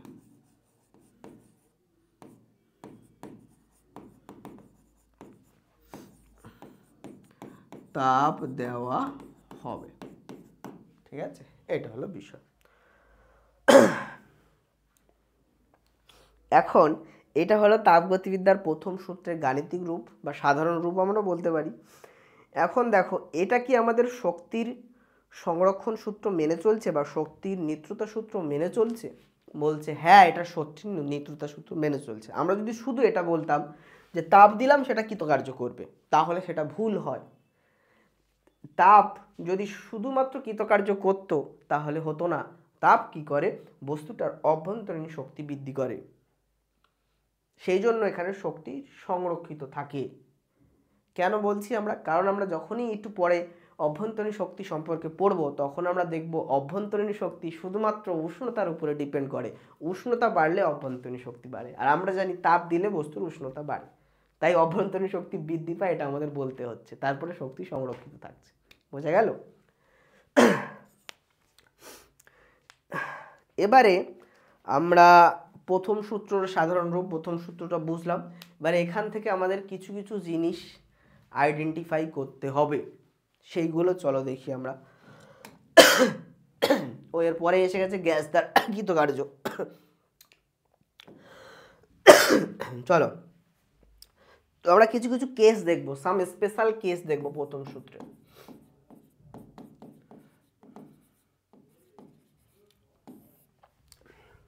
এক নম্বর যদি আমরা দেখি, যদি সংস্থাটা আইসোলেটেড হয়, আইসোলেটেড হয়, আইসোলেটেড মানে পরিপার্শ্বিক থেকে বিচ্ছিন্ন। কি? পরিপার্শ্বিক থেকে বিচ্ছিন্ন। তখন কি হবে? সম্পূর্ণ আইসোলেটেড যদি হয়, তাহলে পরিপার্শ্বিক থেকে বিচ্ছিন্ন মানে বাইরে থেকে কোনো তাপ গ্রহণ বর্জনও করবে না, এবং তার কি হবে? কোনো তাপ শক্তি গ্রহণ বর্জন করবে না, এবং তার উপরে কোনো কৃতকার্যও করা যায় না। বাইরে থেকে সংস্থাটির উপরে কোনো কৃতকার্যও করা যায় না, অর্থাৎ সংস্থাটি বাহ্যিক কৃতকার্যও শূন্য হবে, যেহেতু এটা আইসোলেটেড, পুরোপুরি আইসোলেটেড। তাহলে পরিপার্শ্বিক থেকে যদি সম্পূর্ণ আইসোলেটেড হয়, সম্পূর্ণ আইসোলেটেড বা বিচ্ছিন্ন হয়, তখন আমরা কি দেখব? তাপের কোনো রকম আদান প্রদান হবে না। That means D Q equals to 0 হবে, এবং বাহ্যিক কৃতকার্যের মানটাও 0 হবে, যেহেতু তাপ শক্তি গ্রহণ বর্জন করে না, এবং সংস্থাটির দ্বারা বা সংস্থাটির উপরে কোনো কার্যই তুমি করতে পারবে না। ঠিক আছে? তাহলে আমরা কি পাচ্ছি? ডি ডাব্লিউ ও 0, ডি কিউ ও 0। দ্যাট মিনস আমরা যদি থার্মোডাইনামিক্সের ফার্স্ট ল ইউজ করি, তাহলে ফার্স্ট ল ছিল এটা, তাই না? এটাও 0, এটাও 0, 0 equals to DU plus 0। That means DU equals to 0। তাহলে বলবো তখন অভ্যন্তরীণ শক্তির পরিবর্তনটা শূন্য হয়।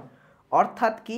ডিইউ মানে হচ্ছে আমরা বলতে পারি D final minus D initial equals to 0, বা D final equals to D initial, sorry, U final equals to U initial. তার মানে কি? অভ্যন্তরীণ শক্তি আগে যা থাকবে এখনও তাই হবে, আগে ইনিশিয়াল যা ছিল ফাইনালও তাই হলো। অর্থাৎ আমরা বলতে পারি অভ্যন্তরীণ শক্তি ধ্রুবক থাকবে। তাহলে কি বলতে পারি? অভ্যন্তরীণ শক্তি ধ্রুবক থাকে। ঠিক আছে? এস। তাহলে আমরা প্রথম কেসটা কি দেখলাম? যদি সম্পূর্ণ আইসোলেটেড বা বিচ্ছিন্ন হয় সংস্থাটি, তাহলে অভ্যন্তরীণ শক্তি ধ্রুবক থাকে। সেকেন্ড কেস আমরা চলো দেখি, নাম্বার 2, কালি চেঞ্জ করে দিই। নাম্বার 2 কি বলছে দেখি। নাম্বার 2 একটা কেস দেওয়া হলো, যখন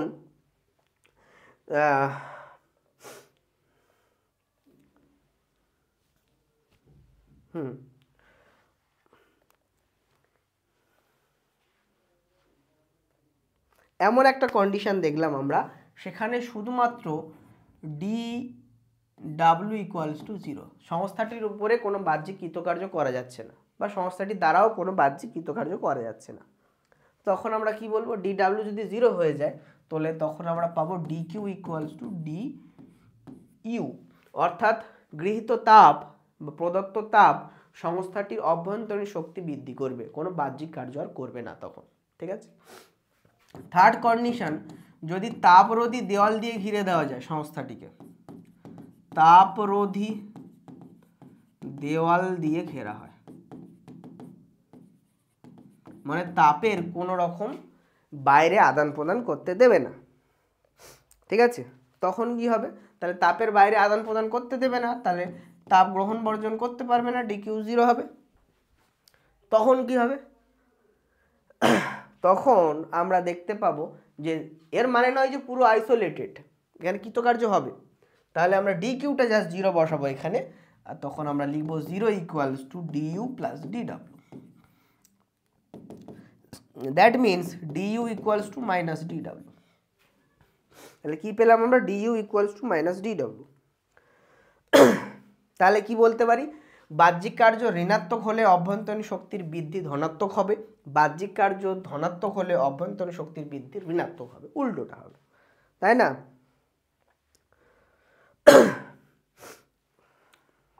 এবারে দেখো, সংস্থাটি যদি নিজে কার্য করে তাহলে সেই কার্যটাকে বলা হবে ধনাত্মক কার্য, পজিটিভ অজ্ঞান।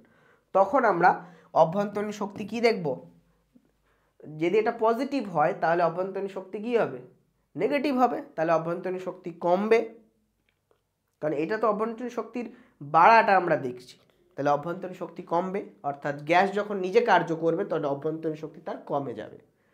আবার আমরা দেখব, যদি সংস্থাটির উপরে কার্য করা হয় তাহলে সংস্থাটির উপরে ঋণাত্মক কার্য করা হচ্ছে।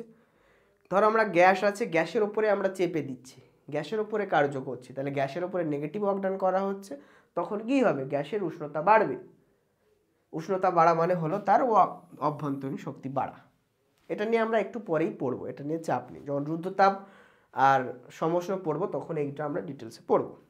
এখান থেকে এইটুকু বোঝো যে তাপরোধী দেওয়াল দিয়ে মানে ইনসুলেটার বা অপরিবাহী দেওয়াল দিয়ে ঘিরে দেওয়া যায়, তাপের আদান প্রদান করতে দেব না, তাহলে কৃতকার্য নেগেটিভ হলে অভ্যন্তরীণ শক্তির বৃদ্ধিটা ধনাত্মক হবে, মানে বাড়বে। কৃতকার্য পজিটিভ হলে অভ্যন্তরীণ শক্তির বৃদ্ধি নেগেটিভ হবে, তার মানে অভ্যন্তরীণ শক্তি কমবে। অভ্যন্তরীণ শক্তি কমা মানে আমরা একটু পরেই দেখব উষ্ণতা কমা বস্তুর। ঠিক আছে, আচ্ছা 3টে আমরা করে দিলাম। 4 নম্বরে আসি আমরা। 4 নম্বর কন্ডিশনটা হলো আমাদের লাস্ট কন্ডিশন। যদি সাইক্লিক প্রসেস হয় বা আবর্ত পদ্ধতি হয়, দেখো আবর্ত পদ্ধতি মানে কি, আবর্ত পদ্ধতি মানে তুমি এইখানে গিয়েছিলে, এই গেলে আবার এইখানেই ফিরে আসতে হবে, সাইক্লিক হয়ে গেল। ঠিক আছে, তখন তোমার কি হবে, দেখো দেখো তুমি যেই অবস্থা থেকে শুরু করলে আবার সেই অবস্থাতে ফিরে আসলে, তাহলে এখানে তোমার অভ্যন্তরীণ শক্তি ইউ ইনিশিয়াল, আবার এখানে গেলে ইউ ফাইনাল হলো, আবার এখানে ফিরে আসলে ইউ ইনিশিয়ালে ফিরে আসলে, তাহলে তোমার কি হলো, অভ্যন্তরীণ শক্তির পরিবর্তনটা U initial minus U initial, that means 0 হলো তোমার। তাহলে অভ্যন্তরীণ শক্তির পরিবর্তন আবর্ত পদ্ধতি বা সাইক্লিক প্রসেসে কি হয়, 0 হয়। তখন আমরা ডিইউ যদি 0 বসাই এখানে, তো ডিডব্লিউ ইকুয়ালস টু ডিকিউ হবে, তখন হবে D Q equals to DW, অর্থাৎ কার্যটা গৃহীত মানে প্রদত্ত তাপের পুরোপুরি কার্যে রূপান্তরিত হবে। তাহলে যদি কোশ্চেন আসে কোন পদ্ধতিতে একমাত্র প্রদত্ত তাপের পুরোটাই কার্যে পরিণত হয়, সেটার উত্তর হবে আবর্ত পদ্ধতি বা সাইক্লিক প্রসেস। মাথায় থাকলো। এবারে আমরা থার্মোডাইনামিক্সের ফার্স্ট লর কিছু সিগনিফিকেন্স দেখব, কিছু তাৎপর্য দেখব। 1 নম্বর, এই সূত্র কি বলছে, এই সূত্র বলছে অন্যান্য শক্তিকে তাপে এবং তাপকে অন্যান্য শক্তিতে রূপান্তর করা সম্ভব, মানে হলো তাপকে কার্যে রূপান্তর করা সম্ভব, তাই না? অর্থাৎ নির্দিষ্ট পরিমাণে কার্য করার জন্য নির্দিষ্ট পরিমাণ তাপের প্রয়োজন, উল্টোভাবেও আমরা এটা বলতে পারি। বিপরীত ক্রমে নির্দিষ্ট পরিমাণে তাপ পেতে গেলে সর্বদা নির্দিষ্ট পরিমাণ কার্য করতে হবে। তাহলে এমন কোনো যন্ত্র আমরা পাবো না যেটা কোনো শক্তি ব্যয় করবে না অথচ কার্য করবে। তাহলে এমন কোনো যন্ত্র পাবো যেখানে কোনো কারেন্ট দিতে লাগবে না, কোনো এনার্জি লস করতে লাগবে না, এমনি এমনি কাজ করে দেবে আমাদের, এটা তো পসিবল নয়। তাহলে থার্মোডাইনামিক্সের ফার্স্ট ল ইনডাইরেক্টলি এটাই বলছে, এমন কোনো যন্ত্র তুমি পাবে না যেখানে তোমাকে শক্তি দিতে হবে না, তাপ দিতে হবে না, অথচ কার্য হবে। ঠিক আছে, তাহলে তো ফ্রিতে গাড়ি চলতো। তাহলে আমরা এখান থেকে বলতে পারি এমন কোনো যন্ত্র আবিষ্কার করা সম্ভব নয় যেখানে শক্তি সরবরাহ না করেও চিরকাল চলবে, সেটা কার্য করতে পারবে, তাহলে এটা পসিবল নয়। 2 নম্বরে আমরা কি বলতে পারি, এখান থেকে আমরা একটা নতুন টার্মের সাথে পরিচিত হচ্ছি, সেটা হলো অভ্যন্তরীণ শক্তি বা ইন্টারনাল এনার্জি। এটা সম্পর্কে একটু আমরা জানব। অভ্যন্তরীণ শক্তি বা ইন্টারনাল এনার্জি।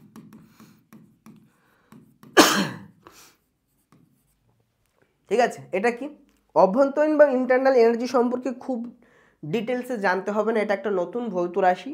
ঠিক আছে, এটা অবস্থার অপেক্ষক, আমরা একটু আগেই দেখলাম এটা অবস্থার অপেক্ষক, পাথের ওপর ডিপেন্ড করে না।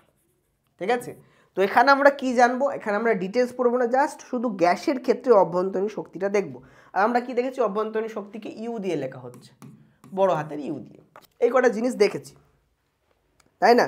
এবং অভ্যন্তরীণ শক্তি কেন ব্যবহার করা হচ্ছে এখানে, শক্তির নিত্যতা সূত্র বজায় রাখার জন্য। আমাদের ফর্মুলাতে প্রথম সূত্র যেন শক্তির নিত্যতা সূত্র বজায় রাখে, তাপ দিলে উষ্ণতা বাড়ছে, অভ্যন্তরীণ শক্তি যে পরিবর্তিত হয় সেটা অ্যাকচুয়াল রিয়েলিটিটা দেখানোর জন্য। ঠিক আছে, তাপ দিলে উষ্ণতা বাড়বে, তার মানে অভ্যন্তরীণ শক্তি পরিবর্তিত হবে।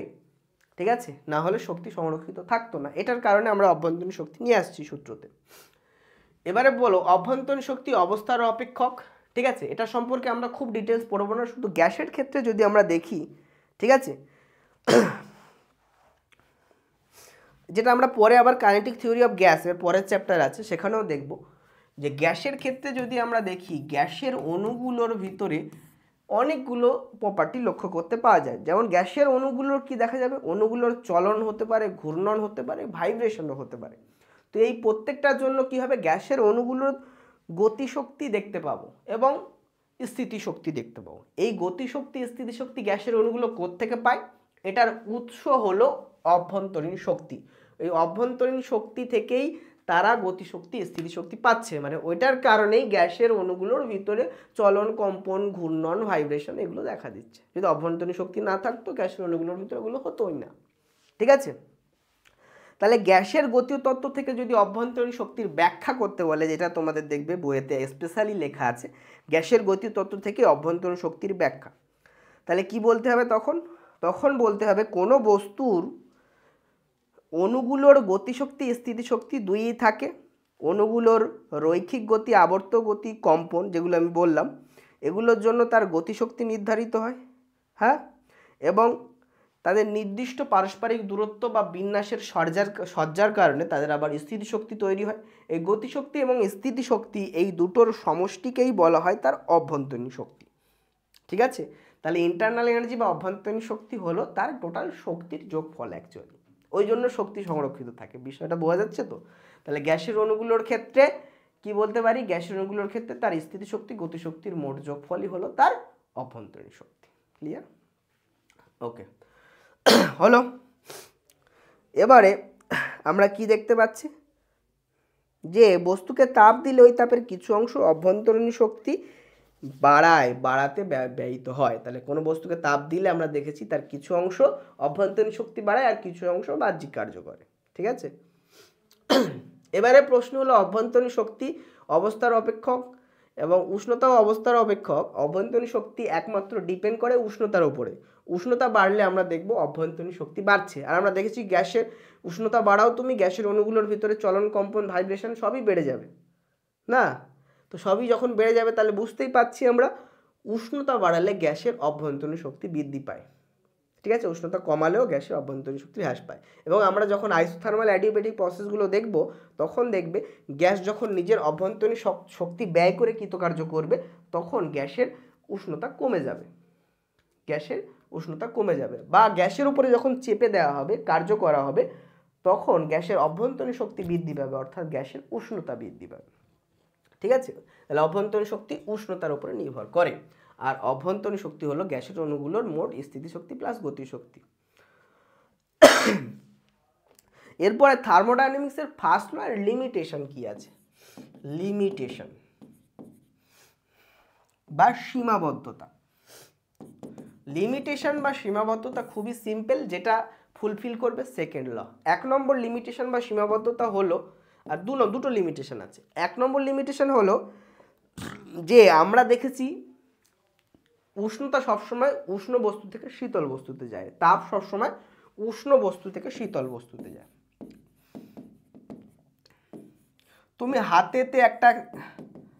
তুমি হাতে যদি গরম কাপ নিয়ে চা খাও, তাহলে তোমার হাতটা আস্তে আস্তে গরম হবে আর চায়ের কাপটা আস্তে আস্তে ঠান্ডা হবে।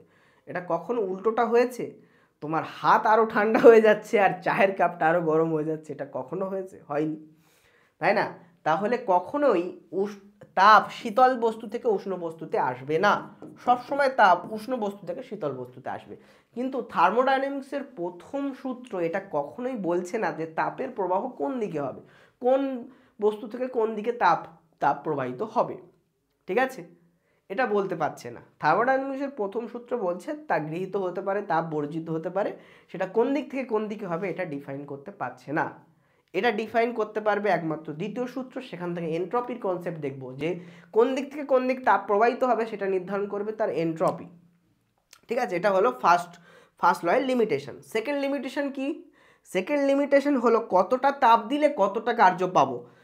তাপ দিলে কি পুরো 100% কার্য আমরা পাবো, সেটা বলতে পারছে না সেকেন্ড সূত্র। অর্থাৎ কতটা তাপ দিলে কতটা কার্য পাবো, 100% তাপ দিলে কি 100% কার্য পাবো, সেটা বলতে পারছে না। সেটা আমাদের সেকেন্ড সূত্র ব্যাখ্যা দেবে, যে কখনোই 100% কার্য আমরা পেতে পারবো না তাপ দিলেও। মানে এমন কোনো ইঞ্জিন পাবো না যেটা 100% অ্যাকুরেটলি কাজ করবে, ঠিক আছে? তাহলে এই যে দুটো লিমিটেশন, শীতল বস্তু থেকে উষ্ণ বস্তুতে তাপ যেতে পারে না, যেটা প্রথম সূত্র নির্ধারণ করতে পারছে না। আর দ্বিতীয় যে তাপ কতটা দিলে কতটা কার্য হবে, 100% তাপ দিলে কি 100% কার্য পাওয়া যাবে, সেটা প্রথম সূত্র বলতে পারছে না, ঠিক আছে? এই দুটো ছিল থার্মোডাইনামিক্সের ফার্স্ট ল এর লিমিটেশন। তাহলে ফার্স্ট ল এর এই পর্যন্ত আমরা পড়লাম। নেক্সট ডে আমরা সেকেন্ড ল পড়বো, কিন্তু সেকেন্ড লকে এস্টাবলিশ করার আগেও আমাদের কিছু কিছু জিনিস পড়তে হবে। আজকে দেখো, ফার্স্ট ল এস্টাবলিশ করার আগে আমাদের সংকীর্ণ চল, ব্যাপক চল, পথ অপেক্ষক, তারপরে তোমার স্টেট ফাংশন, এগুলো পড়তে হলো। প্রথমে তাপের যান্ত্রিক তুল্যাঙ্ক পড়তে হলো, তার উপরে অঙ্ক করতে হলো, কনসেপ্ট ভালো করে বোঝাতে হলো। তারপরে সিমিলার আমাদের সেকেন্ড ল এতেও ঢোকার আগে আমাদের কিছু কিছু জিনিস পড়তে হবে। যেমন এরপরে আমাদের পড়তে হবে বা গ্যাস দ্বারা বাহ্যিক কৃতকার্য, সেগুলোর উপরে 2-1টা অঙ্ক করতে হবে। আইসোথার্মাল অ্যাডিউবেটিক প্রসেস, সমউষ্ণ রুদ্ধতাপ প্রক্রিয়া পড়তে হবে। প্রত্যাবর্তক অপ্রত্যাবর্তক প্রক্রিয়া পড়তে হবে। তারপরে আমরা দ্বিতীয় সূত্রতে যাব, আর দ্বিতীয় সূত্রের অ্যাপ্লিকেশন হিসাবে আমরা দেখব কি কি। আমরা দেখব হিট ইঞ্জিন, আমরা দেখব রেফ্রিজারেটর বা ফ্রিজ, আমরা দেখব কার্নোট সাইকেল, ঠিক আছে? এগুলো করলে আমাদের থার্মোডাইনামিক্স শেষ হবে।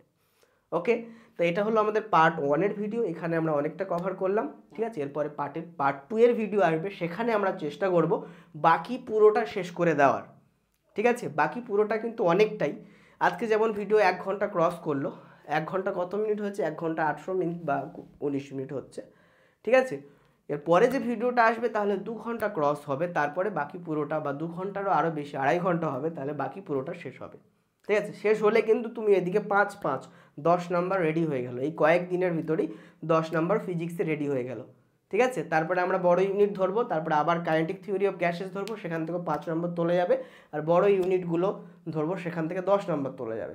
বড় ইউনিটগুলোর ভিতরে একটা চ্যাপ্টার বাদ আছে, এটা জেনে রাখো, সেটা হলো উদস্থিতিবিদ্যা ও বায়ুমণ্ডলীয় চাপ। এবারে সিলেবাসে নেই, একটা বড় চ্যাপ্টার বাদ দিয়েছে, ফলে এটা কিন্তু একটা খুশির খবর। ওকে, চলো তাহলে আবার পরে দেখা হচ্ছে। এবারে আমাদের লাস্টে কিছু বলতে হবে কি? লাস্টে এটা এখন প্রত্যেক ক্লাসে বলতে হচ্ছে যে আমাদের একটা অগ্নিপক্ষ, আমাদের ক্লাস 11 সেমিস্টার 2 এর জন্য পেড ব্যাচ আছে, যেটাকে বলা হয় অগ্নিপক্ষ 1.0। পিসিএমবি একটা আছে, পিসিএমসি একটা আছে, অর্থাৎ ফিজিক্স কেমিস্ট্রি ম্যাথ বায়োলজি যাদের আছে এটা নেবে, আর যাদের কম্পিউটার সায়েন্স আছে তারা physics chemistry math computer science PCMC নেবে। অগ্নিপক্ষ 1.0, এগুলোর প্রাইস রয়েছে 1499। হ্যাঁ, এগুলো দিয়ে তোমরা পারচেস করতে পারবে। অ্যাকচুয়াল প্রাইস 1999, তোমাদেরকে দেওয়া হচ্ছে অফারে 1499। তোমরা যারা ইন্টারেস্টেড তারা এইসব এই ব্যাচগুলোতে পারচেস করে ব্যাচেও পড়তে পারো এবং ইউটিউবেও ক্লাস আসছে। ওকে, থ্যাংক ইউ এভরিওয়ান, আবার পরের ক্লাসে দেখা হচ্ছে। সবাই ভালো থাকো এবং ভালো করে সিরিয়াসলি পড়াশোনা করো, আর কোনো রকম এক্সকিউজ শুনবো না, সিরিয়াসলি পড়াশোনা করতে হবে। এবং ক্লাস কেমন দেখছো এটা দেখেই আমি বুঝতে পারবো, যদি দেখি ক্লাস খুব বেশি জন দেখছো তার মানে ছেলেমেয়েরা সিরিয়াসলি পড়াশোনা করছে, যেমন যেটা পরীক্ষার আগে দেখা যায়। পরীক্ষার আগে হুড়ো পাড়া করে সবাই একদম ক্লাস দেখার জন্য খুব আগ্রহী যায়, ক্লাস দিন আরও চাই আরও চাই, কিন্তু এই মাঝখানের টাইমটাতে যে পড়বে সেই তো ভালো রেজাল্ট করবে। তো এখন থেকে সিরিয়াসলি পড়াশোনা করো, ক্লাস কেমন দেখছো সেটা দেখলেই আমি বুঝতে পারবো কে কেমন পড়াশোনা করছো। ওকে, থ্যাংক ইউ এভরিওয়ান, পরের দিন আবার দেখা হচ্ছে। ওকে চলো, আর লাস্ট একটা কথা বলে দিই, বাংলা পড়বে, বাংলা শিখবে, বাংলা জিতবে।